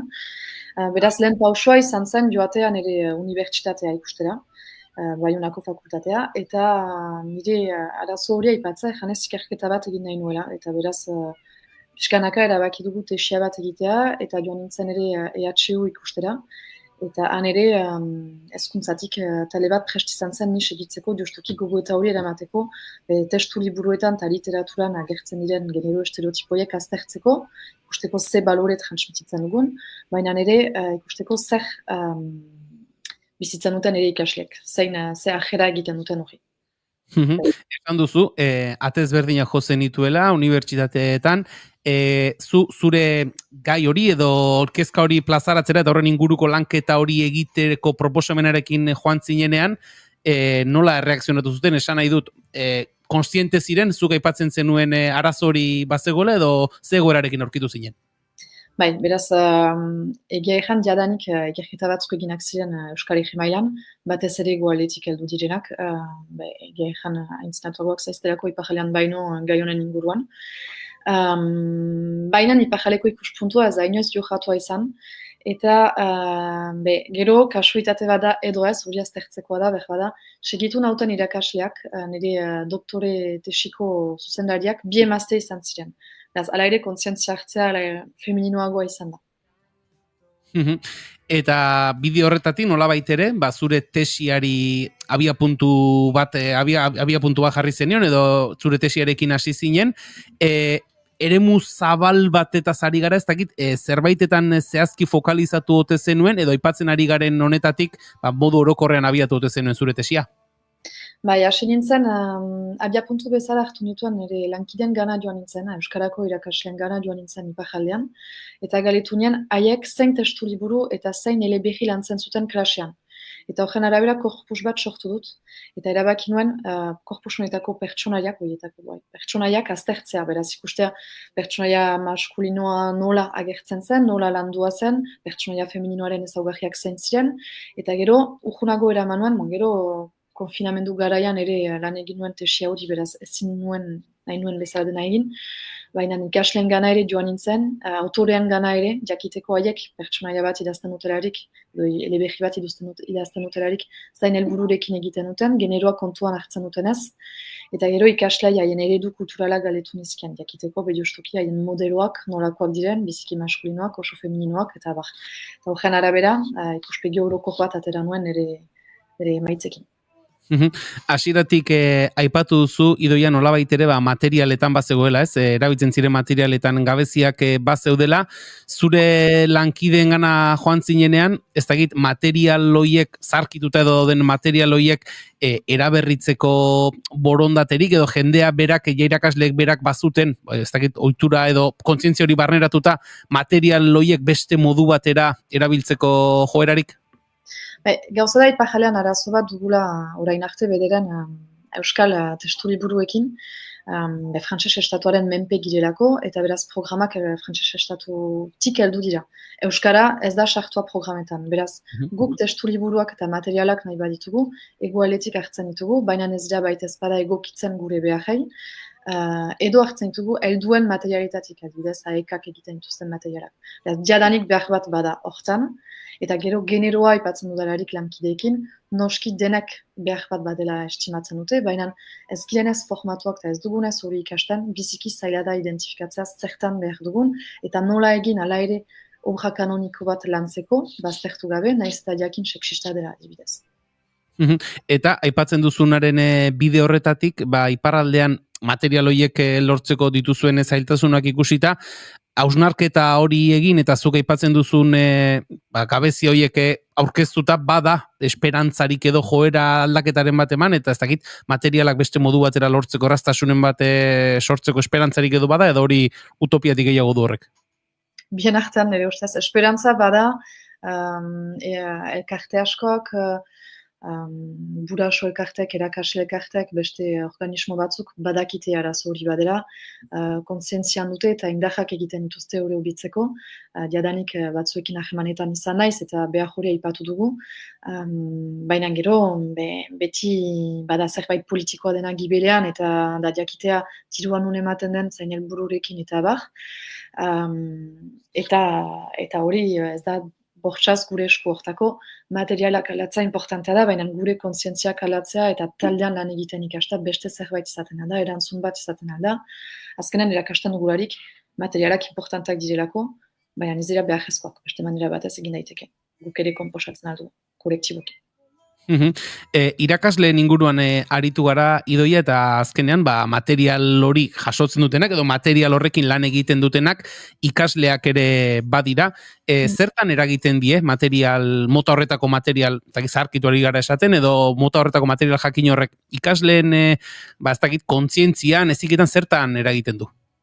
Ez bandeia, adinen arabera aldatzena txiki-txikiekin eragin osoa handia ukanen dute nerabeekin pixkat gutxiago, baina hala ere akademikoa den zerbait egia bat bezala kontsideratuko da. Adibidez, testu liburu bat hartzen balin badugu, etxerat eramaten balin badugu, zerbait ofiziala izanen dena, burasoak ere baieztatuko dutena, suposatzen denek bizi izan dugula hori, burasoak egeta, baina begira zure kairan hori datzia da. Ez nahi du egia dela, ez baitez bada. Eta ikasleentzat berdin, irakasle batek zerbait diolarik eta gainera idatzia balin bada, egia bezala estimatuko da. Eta da ikastea azkenean espiritu kritiko bat ukatea. Eta onartza hori idatzia dena, proposatua dena, ikuspegi baten arabera hor dela. Orain, erabakitzen dugu aztertza edo lantzea, baina zein tresnekin eta zein gakoekin hori aztertzen dugu.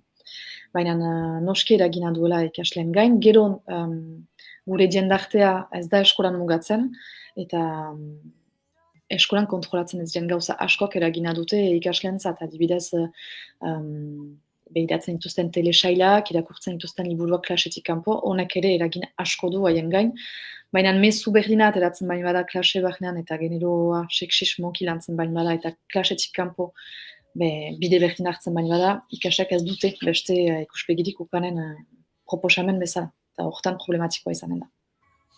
Idoia, somatzen da, bilakaerarik edo, hau da, zuk esan duzu ez, gurasoek askotan, esan izan dutela, edo esaten zutela, hori irakasleak esan baldin badu, edo liburuan edo kuadernoan hori jartzen baldin badu, hori horrela izango da. Zentzu horretan, gurasoen aldetik ere somatzen duzue badagoela horre bilakaera edo kontzientzia aldaketarik? Nik atxematen denetarik badela. Nire kajeran xantza ukandut ala ere orokojean buraso biziki ireki batzuekin izan naizelako lanean, eta zerbait kritikatzeko balin bazuten respetuarekin egin dutelako. Badakit ez dela irakasle guztien aukera eta xantza, ez dela kasu berdina denetan, baina denetarik bada iruditzen zait gure jendarte asko aldatzen dela hor azken urteetan, seksismo asko aipatzen dela, berbada ere modan den gai bat dela, baina behar den zerbait da, eta batzuk aintzinatzeko prest dira, eta batzuk gu baino aintzinatuagoak dira, eta erne dira horrentzat, batzuk aldiz beldur dira, gibla pausu bat egin nahiko nukete ere, eta beraz nasketa honi aurre egin behar da ere, eta entzatu behar da, aurrak, gurasoak konbentzitzea, eta lasaiki aintzinatzea, eskuz esku. Eta pentsatzen dut, aurre egite horretan, eta arazoari berrotik heldu behar horretan, baliabideak jartzea eta materialak jartzea garrantzitsua dela, baina hori lehen aipatu duzu, ez dagoela, irakasleen borondatearen eskura soilik, baizik eta beste borondate batzuk, tartean borondate politikoak ere badaude, eta horrek akaso zaildu egiten du, ezta? Egoera korapilo hori askatu alizatea. Bai, komplikatua da. Nik hasieran uste nuen ere borondate honarekin, eta nire klasean arituz gauzak ongi pasako zirela, eta dena ongi pasako zela. Oartu naiz bakarrik aritzea soko batean ongi zela, baina ez zela nahikoa. Ikasleak gainera, dituzte beste irakasle batzuk, haiek diskurtso desberdina balin badute, guk erraten dugunak azkenean indarra galtzen du. Hortako kolektiboki lan egitea garrantzitsua da, eta naiz eta politikoki oztopo asko badiren, kolektiboki motivatuak diren pertsonentzat gauza asko egiten aldira, eta nik ikusten dut hor, adibidez, udalerriekin eta abar, badirela mugimendu asko gerozta gehiago, eta dola 5 urte ikusten ez zirenak jostuki. Idoia, sarreran ere aipatu dugu, bultzada ezitzailea piztu, izeneko proiektu bat baduzula, ingeniaritza pedagogikoa bezala izena jarri diozuna. Ez dakit, ingeniaritza horrela bapatean esan da, kontzeptu zurrun modura, edo eraikuntzarekin eta lotzen dugun zerbait zurruna bezala ikusten da, eta pedagogia aldiz, beste zerbait. Erraz, ezkondu dituzu, bi kontzeptu horiek? Bat ere, ez nekien bat ere nola deitzen nuen proiektu hori egean, asko gogoetatu nuen, aholkularitzari pentsatu nuen, ere aholkularitza pedagogikoari, piskat harina atsematen nuen, helburua ez delako aholkularitza egitea bakarrik da, iazki behitz gogoetatza, behitz eraikitzea eta behitz lantzea pedagogia generoa txertatuz eta iazki txertatuz oinahian.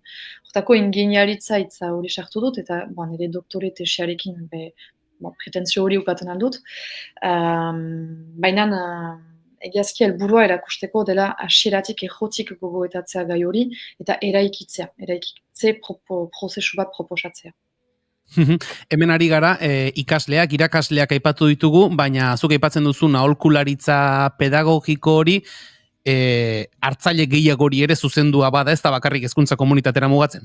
Ez da bakarrik hezkuntzari mugatzen behaz. Noski bai hezkuntzari zuzentzen da, baina nerabeekin ari diren eta kulturan ari diren pertsona guziei zuzentzen da.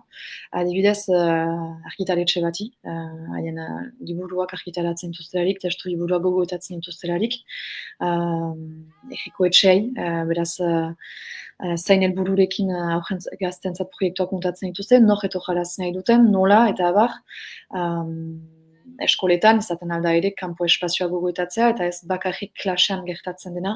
Egiazki da gaztait transmititzen dituzten baloreekin mintzatzea pertsonai. Beraz, edo zein heldu interesatuai azkenan zuzentzen den lana da, aurrekin ahemanetan diren helduei. Eta pentsatzen dut, hartzaile ezberdinei begira, dinamika edo metodologia ezberdinekin ere lan egingo duzula. Bai, egokitzen naiz, beraz, nire helburua hor hiru ahdatz nagusi ditut. Lehenik konferentziak proposatzea da, beraz, hori gehiago sensibilizazioa da piskat ikustea zer pasatzen den jakitea eta ideia nagusi bat ukatea. Gero formakuntzak eskaintzea da, beraz, enpresetan ari diren pertsonai, baina nire tailerak, nerabeei, gazteei, beharren arabera, kulturaren inguruan, orokorrean, eta bukatzeko diagnostikoak proposatzea da, beraz hori sakonagoa da, eta egiazki jotik hartzea da hori, materialak landuz, egiteko manerak landuz, eta hori gogoetatuz talde handian. Eta helburua da, aldi guziz, generoaren inguruan, kontzientzia hartze batzuk izatea, tresna batzuk eskaintzea, obekio aritzeko, eta ere guk ere, guraletik ikasten segitzeko, betiko lan bat delako hori. tesia egin duzu, aipatzen ari garen ingeniaritza pedagogiko hau ere eskaintzen duzu, aztertu, ikusi, landu duzun guztitik Idoia, ez dakit, pres gaude, gauzak beste modu batera egin daitezkela sinisteko, edo oraindik ere lehengo ohiko egitura horietan eroso gaude? Depende noch, nire ustez pertsona batzuk, privilegioak dituzten pertsonek batzuk, zaitasunak dituzte onartzeko partekatu behar dela hori eta desoreka handi bat badela, baina iruditzen zait kontzientzia hartzea handi bat badela, aipatzen delako kultura mailan, mundu mailan aipatzen diren gauzak dira generoa, desberdintasuna eta abar, eta geroz eta komplikatuago iruditzen zait, pertsona batek erratea, niretzat ez da arazorik, hola segitzen aldu. Egiazki, jendartak geroz eta gaizkiago ikusten du holako diajera bat, azkenean seksismoa beste diskriminazio bat bezala delako, gure jendartean gehienok ez dugu onartzen ahasismoa adibidez, eta seksismoa ere ez, geroz eta gehiago berdin ikusia da, eta normal. Beraz, nire ustez, irekitzen da geroz eta gehiago, eta askifite gainera. Eta bukatzeko Idoia, aipatu dugun ingeniaritza pedagogiko eta aholkularitza pedagogiko honen inguruan, zurekin harremanetan jarneko lukenak edo kontsultaren bat egin nahiko lizukenak, non aurki zaitzake? Internetan, beraz, webgune bat badut, idoiarodriguezmondragon.com deitzen dena. Bestenaz Instagramen ere berdin, idoiarodriguezmondragon, dena loturik. Eta nire gana etor daiteke, pertsona bat, mailez, idatziz, edo mezu bat bidaliz, erantzunen diot, arazurik gabe, plazer handiarekin. Hortxe, esan da geratzen da, eta entzuten ari den norbaitek, aipatu du edo hitz egin denaren inguruan zerbait argitu nahiko balu edo kontsultatu nahiko balu zurekin, bideak ere zabalik geratzen dira. Idoia Rodríguez Mondragon, mila esker gaurkoan bigarren kafera hurbildu, eta egiten duzun horren nondik norakoak azaltzegatik. Segi ondo? Mila esker jainitz gomitaren zate.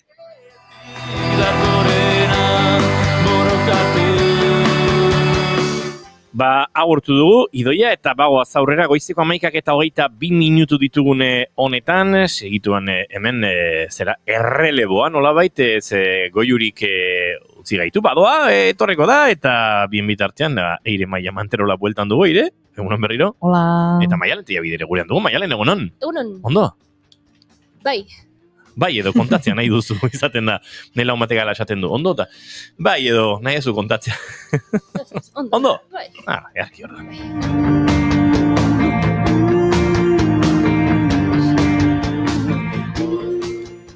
Tira, Laizter Maialen teia biderekin murgilduko gara, txuribiltzeko tekletan, baina Eire Maia Manterolarekin ere aritu nahi dugu. Blue Sky, ez da fenomeno deidakioken, Ixaren posizio politiko eta implikazioek nolabait ekarri dute, hainbatek lehen Twitter izan, eta gaur egun Ixa bezala ezagutzen den Elon Musk Trumpistaren enpresa, zerbitzu hori, nolabait baztertu nahi izatea eta alternatiba bila da gizartea.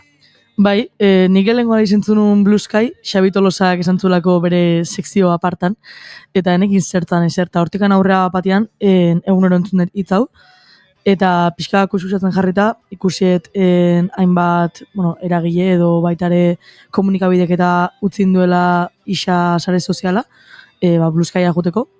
Pixka kontestuan harteko Blue Sky da, hainbat kideatea zian Twitterretikan Elon Musk sartu zenean eta ja sentzuelako gehiago, basikamente. Inversore erraruak eta sartzen hasi zian, beste mekanismoa hartu zuen Ixak, hori dano dakiu, izena behar aldauzitzaion. Eta orduan erabaki zuen, 2019an hasi zian proiektu batekin Blue Sky izala, eta horrekin serio jartzea, eta guain publikoa ireki due, sare sozial hau. Eta hori, pixkat jendian alternatiba bihurtu nahian daun sare soziala, propaganda sionista, ultraeskundara eta hortikan pixkat alde egiteko. Ola entzun da ondo sonatzeu. Baina pixka bat kusuratzen hau naiz, eta El Salto diario komunikabidean irakurriet, badazkala bere gauza alde ilunak edo bai, eta Inigokin itzen den momentu baten leheno, eta esan dit biak irakurrizula Twitterren, aizala Blue Sky algoritmoa aizala, Gazan aldeko eta Palestina aldeko tweetak borratzen.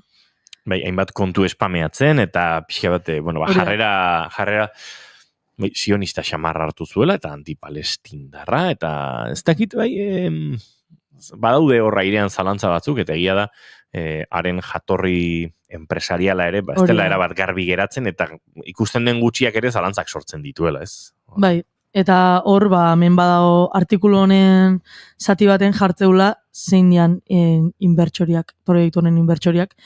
Eta, bueno, hemen dago tipo bat jasitzeteue, esateuela, dos de sus fundadores son los hermanos Bart y Brad Stephens, da, bueno, enpresari horiek, ze inbertsioa dian jartzen, eta omen dago inversore bat, Blockchain Capital izenekua, beste fundadore bat Blue Skyena, eta horren jabia omen da Brock Pierce izeneko gizon bat, Nayib Bukelen asesoria izan zana, bere, bueno, El Salvadorren jarteko txampon ofizial bezala Bitcoina, eta baitare Netanyahun familian lagun mina omen da, baitare Steve Bannon izeneko beste baten lagun mina omen da, eta tibor izan... Hori da Trumpen epokako... Pizka bada con la iglesia hemos topau, Bai, eta karo, Mateu hortikan urrundu nahian jutala jendia, eta hor ere badaude.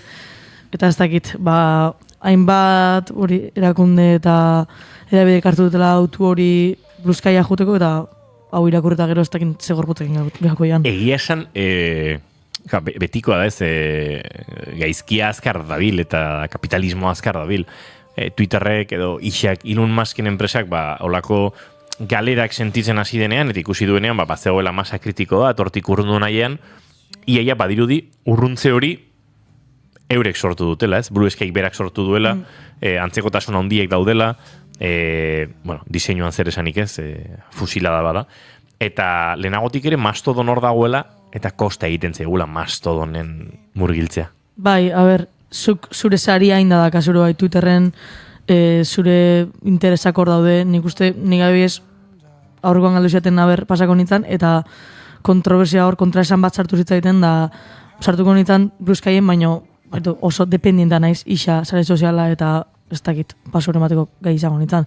Eta hau irakurreta gero, ez dakit horre bai algoritmoa, danoi pasasegu bitu Trumpen hauteskundetan hein handi baten irabaziu algoritmoan esker, baino aldi berian nik nire tailamena dakat oso pertsonalizauta eta nei atatzaitena da dana propaganda zionista eta ultraeskundarraren erantzunak. Orduan, nei behintzat etzait iristen zuzenki, segurazki bai, eta ni naiz kontziente edo ez diot atentzio gehi erreparatzen horri, baino printzipioz nire algoritmoa ez da hori, orduan ez dakit. Bai, pentsa algoritmoaren garrantzia ere ez, edo zuk nola daukazun, nolabait konfiguratuta edo ohituta zure algoritmoa, zure sareak, dana gertatu zenean, Valentziako, uholde katastrofikoien lehenengo egunetan, sortu ziren eta WhatsApp talde baten ikusen norbaite jarri zuela. Bida, ez dakit, los hijos de lo ajeno edo jarri zuen, beste honaren maitaleak edo, nolabait bazegoelako migranteren bat supermerkatuetan egiten ari ziren sake horietan, lapurreta kolektibo horietan, lapurtzen, ez? Eta hori publikatu zen norbaitek segituen saretan, eta hemen dabiltza, betikoak, eta beste, eta nire ezagun horri agertu zitzaion. Eta ni esan, asteburu horretan ez da inonen bilen, nintzen saretan asko ibili. Baina biegunetara sartu nintzenean, nik kasotzen duena justu kontrakoa zen. Herritarrei laguntzen ari ziren migrante pila, euren espazioetan ehunka jenderen kozinatzen ari ziren migranteak eta bestelakoak, ez? Zer dan, krisi berdinetik, sare sozialetan bi relato iaia jaso ditzakezula, algoritmo baten menpe. Alaren ikuste hori, muina, bizkarrezur hori danak berdina dakaula algoritmoan, danak gauzantzekoak edo tweet viral horiek atatzen zikigula, baina hori, nik uste aldatzeana hor dalare bai askotan erantzuna. Hori da. Hor, itean zita hori dala aldatzeana. Ez dakit. Hori, esan bezala norberak bere modura ezitzeu algoritmo hori eta kuriosua da. Eta Blue Skyena, ez dakit, hortxe dago pixkata irian, baina kontraesanak badazka eta ez dakit. Jendia, ez dakit noa jungoan hau egia esan. Gero alperra gara, Bai. Jakin badakigu, Telegram, WhatsApp baino askoz erraminta segurogoa, independenteagoa, datu baseari edo datu errespetuari buruz askoz sendoagoa eta jasangarriagoa dela, eta uste dut gure ideiekin askoz lerrokatuagoa dagoen erraminta badela, zenbat kostatzen den transizio hori egitea. Uste dut, gehienok hemen izango dugula Telegram, baina erabilerako purua askoz gehiago dagoela hori da. Chat bat dakat Telegramen. Nik batzuk baditut, eta egia da artxiboak elkar banatzeko, eta datu seguruagoak direla, eta eta batez ere Telegramen atzean dagoenak seguritate gehiago ematen dizula WhatsAppen atzean dagoenak, baino dela azken finean, meta plataforma, eta hor hemen atzegoa pasatzen da. Mastodon askoz erraminta seguruagoa da.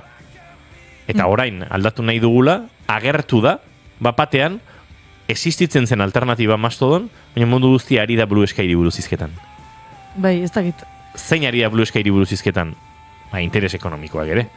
Eta ikusi dugu zein dagoen Blue Skyren atzean. Bai, ez dakit, arrarua da, eske hori, Telegramare bai, bere garaian egoatzen naiz Line izeneko beste bat zeola oso modan jarri zala, gure artean sticker antzekoak ez eskala oine desberdina ziala, eta hori modak diare bai asko, eta ez dakit. Gero hori da, Blue Skykin bezala, noa iristean. Eske ez dakit. Ta nik galdera bat, zuei etzaizue pasatu ja pixkat nazkatuta zaudetela sare sozialetaz? Bai, eta nik uste hori ere bai jende pila izela pasatzen. Zer nahi ja WhatsAppa pixutxu aite zait. Bai, total. Momentu batzutan ja, nik isa daukat, baina ez dut erabiltzen, ez dakitelako. Ja, hori jende asko bat zaio, Ze gero baitare bada eske ez dakate zer kontatze, gordun ez dut ezer publikatu. Erabiltzaile aktibo edo pasiboare, bai, baina ez dut erabiltzen ez dara informatzeko, ez irakurtzeko ez ezer, osea, lagun baten gauztak ikusteko bakarrik erabiltzen dut, eta listo. Baina dibez Instagram daukadala, egia esan erabiltzaile alperra naiz. Osea, erabiltzaile pasiboagoa naizela esango nuke. Eta nik adibidez azkeneko hilabetean egin detena da, konturatu nintzen denbora asko galtzen nula Instagramen, eta denbora limite bat jarri diot. Bai, eta nerean pake maila altuagoa da orain. Eta WhatsApparekin ere pasatzen ari zait, leheno baneukan horrelako antxietatea berehala erantzutekoa, da baina eske pereza bat emateit. Ja. Eta ez dakit, nahi Blue Sky, plantatzen dezute beste sare sozial bat, edo Mastodon ez nekoela ez da entzun da. Eta niri sortzen ditena da pereza. Zetzait jendean bizitza inbeste importa. Bai, hori egia da. Eske hori da, nire ondorioa hori da, ezken finean. Bai. Bakit informatuta egoteko baliabide oso erresa dela, eta oso inmediatoa dela, ez? Baina, pixkat nik uste baita ere, 21. mendea pixkat txora hoin dela horrekin. Uste galdu dela aurrez aurreko komunikazioa, interneteko komunikazioan, aldera. Horrelako zerbait. Hori da nire pixkat ondorioa. Bakit ez gaundela ontaz hitz egiten. Bai, hori ere bada. Nire sentsazioa da bintzat. Bai. Ez dakit. Esan nahet, Blue Skyren, hau betikoa da, diruan nondik datorren aztertzen hasten geran momentuan, ikusiko zein bertxore ditun Blue Skyk eta zeinek jartzen duen diruan da hori guztia, eta dirua jartzen baldin badute, segun ze enpresek, interes espezifiko batzuk izango dituzte, garatzen den edo edatzen den informazioan inguruan. Estatu batuarra da, Blue Sky ulertzen detenan arabera, estatu batuetan oso jende gutxi dago Palestinaren alde, eta batez ere enpresa handien giroan, esanet, nahiz eta informazio asko zakaten ez dit harritzen.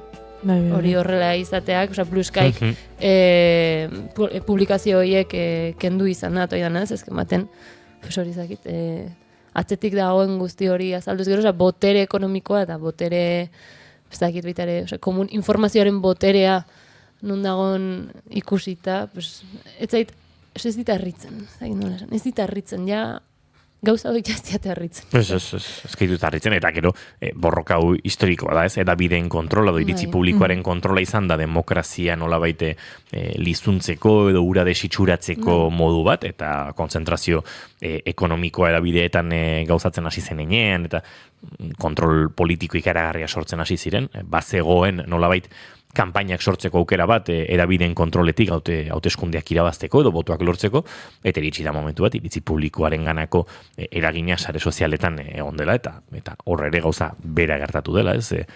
Hoien kontrola, eta hemen ze publikatu, eta zerez, eta ze informazio emango diogun, eta hau estatu batuetako hauteskundeetan oso garbi ikusi den zerbait da, ez? Analisten arabera, beraz. Eta Elon Musken asuntoa, eske ez dakit, aberatx exzentriko bat, mate zaiola Paulo bat, eta mate zaiola... Eski, botere hori dauka, eski hor dago asuntoa, diruak guztia eros dezake, eta baita... kontua pertsona batengan dagola boterea, zuk ze informazio jasoko dezun erabakitzen duen, ez? Eta hori bai da, hori arriskutsua da, arriskutsua izaten ari da, eta ondorio argi batzuk ari daukitzen, ez? Pertsona naranja batek gobernatu behar du berriro estatu bat. Azkenean propagandak bere bidea, danien bilatu bai, propaganda politiko moda horrek, eta zesalak hori dia guantxe bertan, nigo batzen naiz hori autoeskundiak zianean ez dautan, zehola Trumpen, anuntzio bat batean zela Trump, karikatura txiki baten, banderan gainean saltoka bezala, eta zer da txoakei hau. Eta, ze maz. Goizeko 11:27 minutu dira, jarraituko dugu sare sozialen inguruan hizketan, eta batez ere Mastodon plataformaren inguruan, badirudi, sare sozial justuagoa eta software librean oinarritua, eta beste balore batzukin lotutakoa hor dagoela, eta aldiz mundu guztiari dela, ez, Blue Skyren inguruan hizketan, baina hori beste batean izango da, ze gaur Maialen Tellabide gurean dugu, hain zuzen ere, txuri beltzeko teklak osatzeko, eta gaur txuri beltzeko teklak oso txuri beltzean datuz. Boi.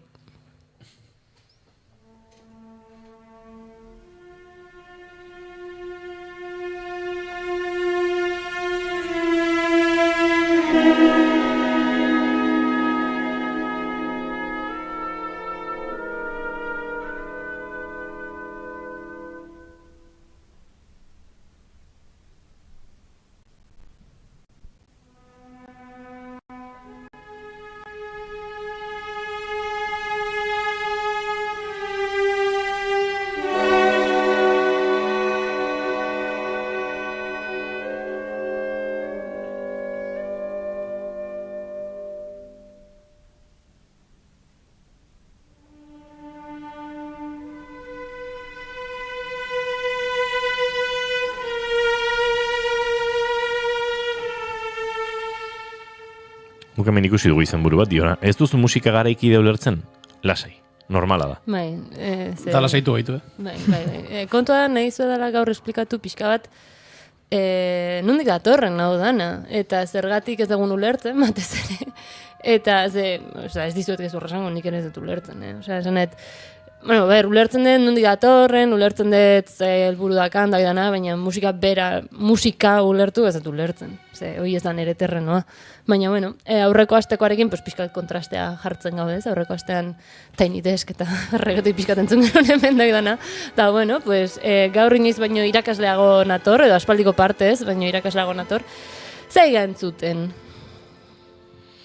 Begiratu ezakezut egidoia, ez kezkatu. Tristan und Isolde. Tristan und Isolde, hori da, bai. Tristan eta Isolda, Wagnerren Nibelungoaren eraztuneko azkeneko opera. Izan zen Wagnerrek idatzi zuen azkeneko obretako bat, estrenatu zen 1865, okerrez baldin manago, hemen dako eta puntatuta. Bai, 1865, baina idatzi izan pixka bat lehenago, 50ko hamarkadan idatzi izan, 19. mendekoa, Eta pieza hontan, obra hontan, jarri behar dugu hasiera musikaren eraldaketari. Alegia, pieza honetatik aurrera, gauzak desberdin egiten hasten dira, eta hainbat konpositorek mundu tonalari buelta bat ematen diote, eta batez ere utzi egiten duten mundu tonala. Eta Honen ondorioz, 19.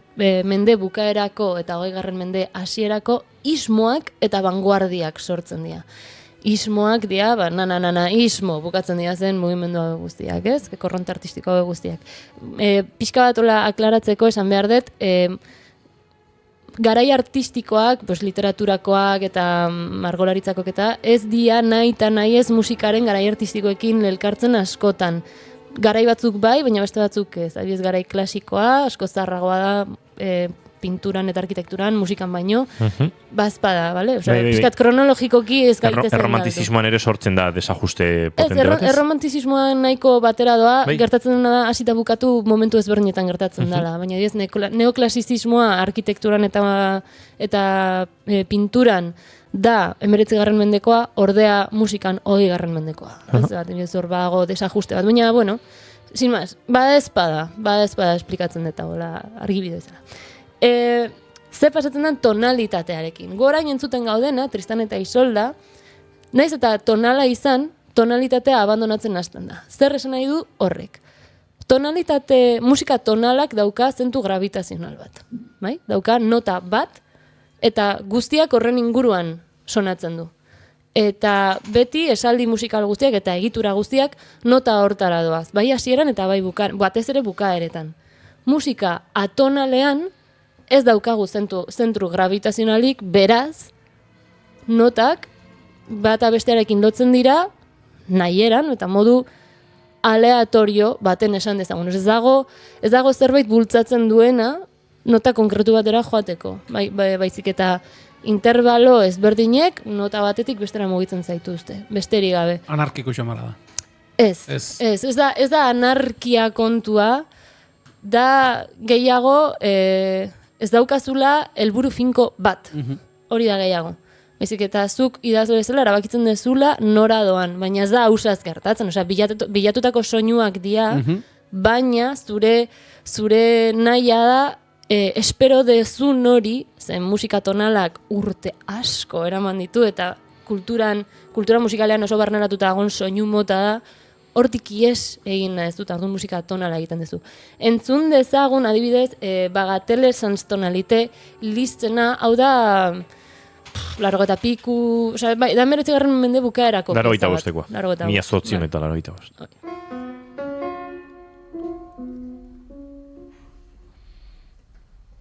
Hori pixkat jazia hasi da.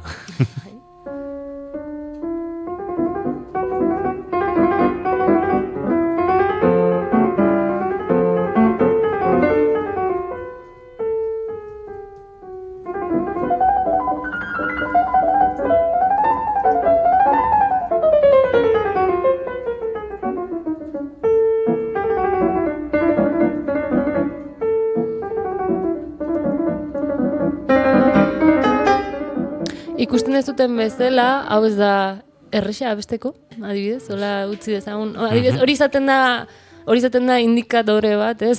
Zerbait onala den edo, ez? Jakiteko. Pixkat, ez dut esango aleatoria sonatzen duna, baina bai askoz ere misterio otxoagoa, askoz ere ez dakizula oso argi izan entzuten, ez? Pieza honekin, digamos, tonalitatearen krisia datorrela, digamos, inauguratzen dela, ez? Da, idazle gehienak, hasten dira, eguneko tonalitatearen kontzeptu hori abandonatzen. Batzuk gehiago, beste batzuk gutxiago. Ismoen arabera. Goazen ismo batzuk aipatzera. Adibidez, impresionismoa, bai pinturan ezagutzen ditugula Manet, Monet eta frantziar guzti hauek, impresionismo musikalare Frantzian ematen da, eta erakusle handiena da Debussy. Claro de Luna, Debussyrena, Petit Suite, gauza bedanak, baita ere Ravel, baita ere Saint-Saëns, baita ere Satie. Beste bat, nazionalismoa, justo entzuten nahi geana, da Castilla. Suite espainolako piezatxo bat, da Albenizena. Albeniz, Falla, Sibelius de la finlandesa, Bela Bartok, Jan Asech, eta beste hainbat idazle, kompositore, zentratu zian euren nazioetako folklorean musika egiteko. Folklorean zentratzen zen momentuan tonalitateari agur esan behar diozu, ze folklore gehiena modala da. Ez da nota batetan zentratzen, baizik eta eskala baten alegia, zazpin notetan. erritmoak aldatu iten dira, tokiaren arabera, formak aldatu iten dira, tokiaren arabera, eta zuk entzun dezakezu honekin oso argi zerbait espainola dela, eta ordea entzuten dezunean ungariar idazle bat, entzun dezakezu claramente, dala, Europa ekialdeko zerbait, ez? Igual ez dakizu oso ondo zein den herrialdea, baina entzun dezakezu, ez? Daude, adibidez, danzas hungaras, eta gauza bedanak ez dialola. Entzun ditugun izenak, eta bidana, baina eske mendik datoz, nazionalismotik datoz. Eta nazionalismo musikala luzetzen da, 20. mendean zehar oso luze, egia esan, pues, mundu gerrak arte, praktikamente.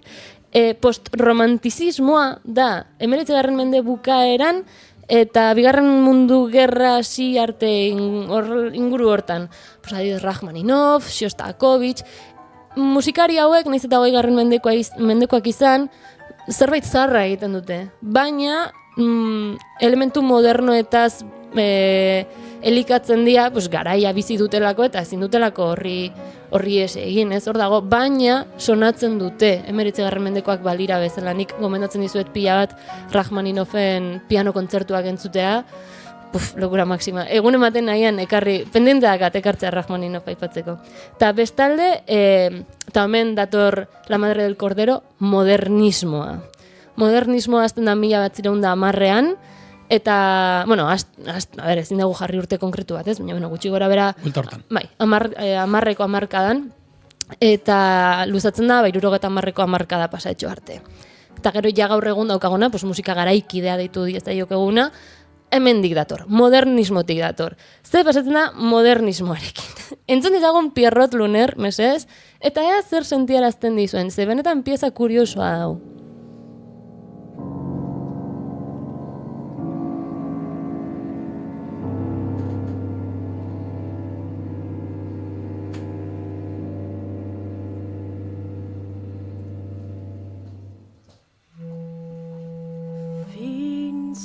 Schwarze Riesenfalter töteten der Sonne Glanz.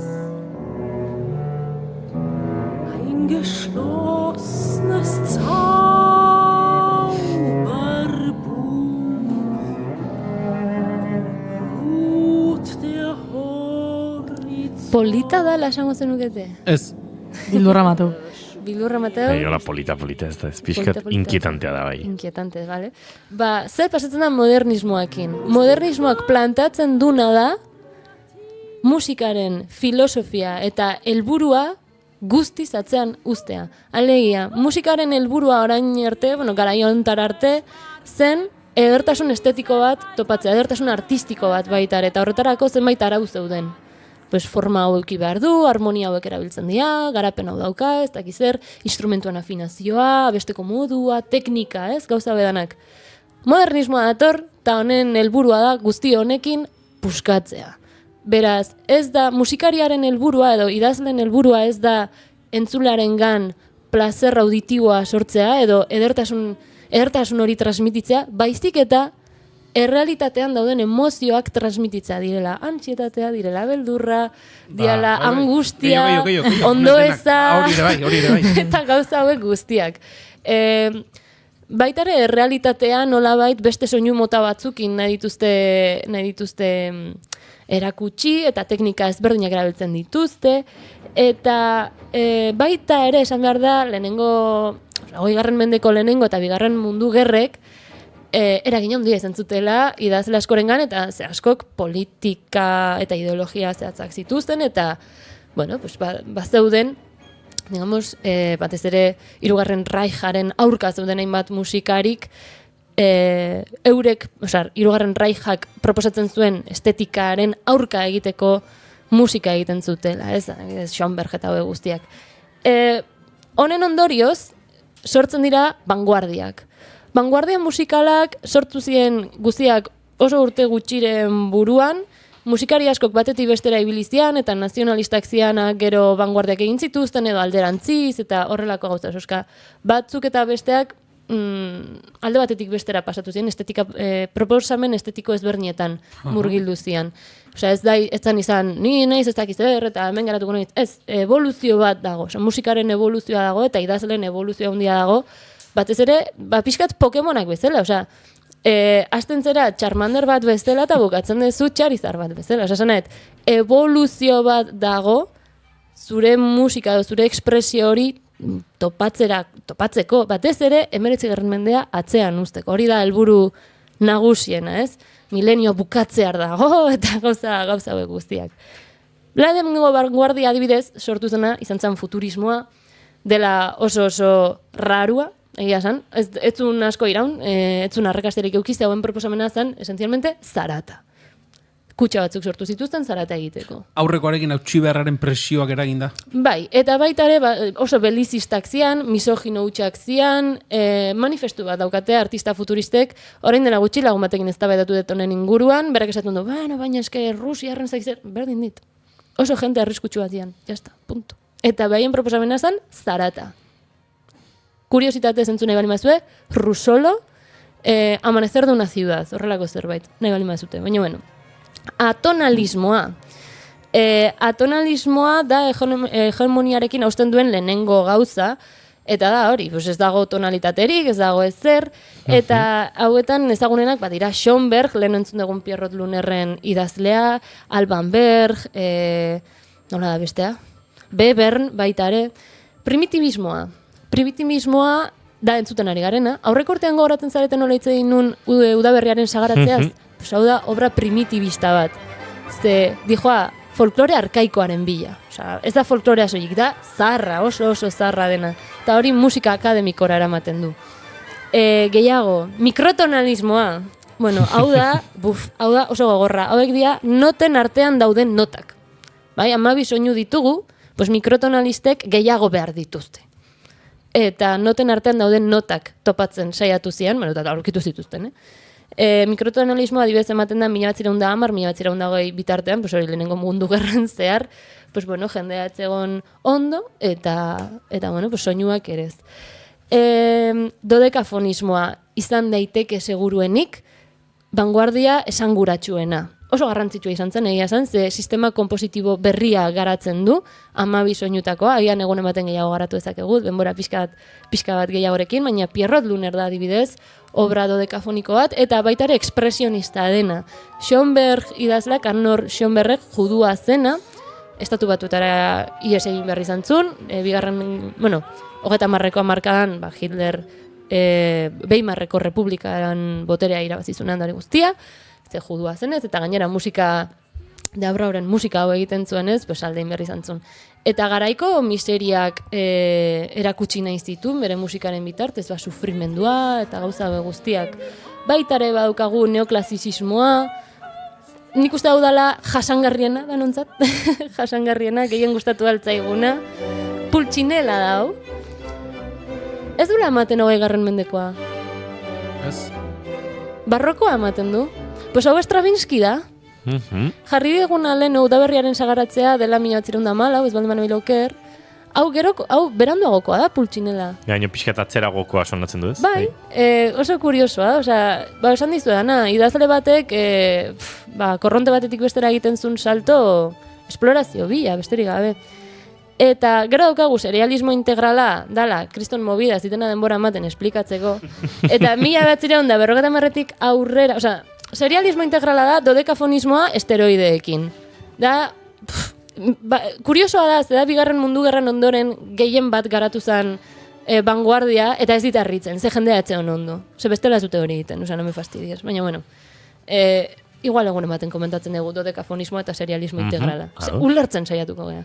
Eta baita ere gero, 1950 aurrera, musika elektronikoa, Stockhausen, gogoratzen zeate hitz egin unian, emakume hau transgeneroa zena. Zera, sintetizadoren ama. Bai, Brasildarra. Ez. Baina jatorria bai zuen, Ez, bueno, da igual, danok dakigu zein buruz egian. Bai. Pues bueno, bere aurrekarietako bat izan zen Stockhausen. Eta... Wendy Carlos. Hori, Wendy Carlos. Eta Wendy Carlos, etzen Brasildarra izango izenak itxura guztia ematen zion. Zerbaitegatik esan du nik, Wendy Carlosen aurrekarietako bat da Stockhausen, da hasten dena lantzen musika elektronikoa, eta egiten zituzten performantzak, eta gero dago musika aleatorioa, hitzak berak esaten dula zer izan daitekeen, dago musika konkretua baita ere, dala pixkat izena raroa, baina bueno, Gero dago vanguardismo radikala dela, adibidez, oso ezaguna den 4 minutu eta 13 segundu pieza, dela John Cage'en pieza bat, nun esertzen da pianoan, izten du tapa da kronometroa ematen dio. Eta dira 4 minutu eta 13 segundu isiltasunean. Pues hori da vanguardismo radikala, adibidez. Dana da oso performatikoa, ez? Da, gero baita ere dago mikropolifonia, dala super komplikatua esplikatzen, eta soinu masak, eta minimalismoa, eta komplikatzen da gauza pila bat. Da guztia oso zerebrala. Eta geratzen zaizkiten ez 5 minutu, inigo guztien diazu komentatzen, oinaitzez buruak komentatu duna. Tita baten. Bai, guk ere gaurko saioaren sarrean aipatu dugu, baina zurekin aipatu dugu. Bai. Nik Iruñako kontserbatorioan ikasiet, eta ez dakizu ezen bat posten naizen albiste hau ikusi izanaz.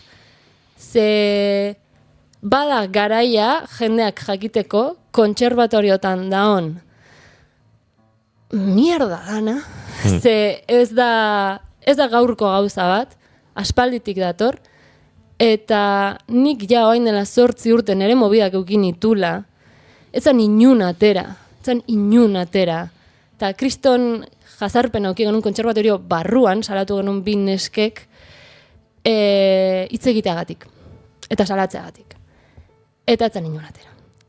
Eta esan nun, etapa hori bukatu zen, Iruñara noa, jende berria, toki berria, irakasle berriak, bara iritsita hilabetera, ja, enteatu nintzen, ze irakasleek egiten duen zer, ze irakaslek hitz egiten duen norela, ze irakaslek ditun susmoak, zer ez daki zer. Da zerbait betidanik gertatu dena kontserbatoriotan, izugarri nazkagarria dena, eta badela garaia behingoz albistetan ateratzeko. Beraz, pila bat posten naiz, salatu izanaz, eta batez ere, zuzendaritzak ikasle horiek lagundu izanaz. Eta aintzat hartu izanaz. Hori da, ze gehienetan gertatu izan dena da, zuzendariak de turno, altxatzen du alfombra, azpian erratza pasatzen du, eta hemen ez da ezer gertatu. De hecho, nik Iruñan ikasten nun bitartean, 2 ikaslek salaketa bat egin zuten, publikoa, etzian polizian ganajun, eta zuzendaritzak erabakizun 2 ikasle horiek kanporatzea hilabetez. Así que, posten naiz benetan pila bat, gauzak aldatzen daudela. Ez dakit nortzun dian salatuak, nire susmoak ditut, baina benetan, bazan garaia, eta asko posten naiz, da hoxe esan dana. Azken minututan gurera batu den entzulerik balin badago, jakin behar duzue, 2 ikaslek salatu dituztela, Iruñako, Goi Mailako musika. 2 ikaslek ez, 6 ikasle alde batetik eta beste ikasle, 2 irakasle. Ikaslek 2 irakasle salatu dituzte, barkatu, Nafarroako Goi Mailako musika konservatorioan, violentzia matxistagatik, eta, lehen ere aipatu dugu, berri honetan posteko gutxi dagoela, baina zerbait balin badago da, Maialenek oraintxe aipatu duena. Zuzendaritzak aintzat hartu dituela, eta batez ere, notizia ezagutu egin dugula. Ze irratsaio honetan askotan aipatu dugu, gainetik baldin bada ere, musika konservatorioetan horrelako egoerak asko gertatzen direla, inoiz Judith... Jaure? Ez, saksofoile jolearekin? Ai, ama. Izenak, Roberto Pachecoren, niretzat da Roberto Pachecoren bikotea. Bai, Judith. Zuri irakasle izan zen Roberto. Bai, hori da, Judith bere moztea, bai. Eta Judith Montero barkatu. Montero, hori da. Judith Monterorekin horren inguruan aritu ginen hemen. Inoiz esango nuke zera beste orkesta zuzendari ane amatxo maitia nola goden izenekin, hainbat emakumezko musikari nolabait arrakastatxurekin edo nolabait iritsi diren hoiekin hitz egin dugu lontazet, eta nolabait direla anelegarreta ipatu nahi nuen orkesta zuzendari bizkaitarra, badirela nolabait prozesu horren guztiaren bizirauleak direnak, baina aipatu duzu, zuk dagoeneko, zuk hau bizi izan duzula, eta hori salatu zenutenean inoiz nik ere aipatu dut izenik eman gabe nola agertu ziren euren bidea baztertu eta musika baztertu zuten kasu gehiago. Hori da. Eta horregatik aipatzen dutenean musikan izan oholtzetan, izan akademizismoan eta ez dagoela diskriminaziorik emakumeak sumindu egiten dira eta emakume ezkarenok ere sumindu egiten gara, ze badakigu sistematikoki zen nolako diskriminazio eta jazarpena dagoen oinarritik eta oholtza dela guztionen azken izebergaren puntatxo hori besterik ez dela, eta hor ere badagoela, baina batez ere, diskriminazioa strukturala dela, eta ikasle zarenetik, eta azkeneko gauza bat komentatu nahetena, gauza hauek gertatu dira, edo salaketa hauek gertatu dira, batez ere ikasleetan, batez ere neskok, elkartu gehalako jangeletan, elkartu gehalako klase ondoren, eta gure akelarre feministak egin ditugulako beste kontserbatoriotako ikasleekin kontaktuan jarriz, jakiteko ze protokolo dituzten, ze Iruñan adibidez ez zegoen protokolorik, eta Donostin ere ez zegoen protokolorik, eta Zaragozan antza,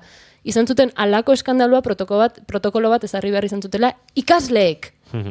Eta behaiekin harremanetan jarri ondoren, jakin genuen, ze bidea hartu genezaken. Baina bai, pentsa nolakoa den egoera. Eta Donostiako Goi Mailako Konserbatorioan musikenen azken urte otan ere gertatu dira, eta kasu oso garbiak eta inoiz publiko gertatu ez direnak, eta egunen batean aztertu beharko dugu zergatik. Hau horrela izan da, goizeko 12 eta 48 segundu dira, agurtu egin behar dugu gaurkoa, Julen Goiketxar begozo, laizter arte, Eire Maia Manterola, laizter arte, Maia Lentoia Bide, laizter arte, eta zuek entzuleok plazer baduzue, bihar goizeko 10 eta 5 hemen izango gara, naiz irratian, bigarren kafean, orain informazioaren txanda, agur!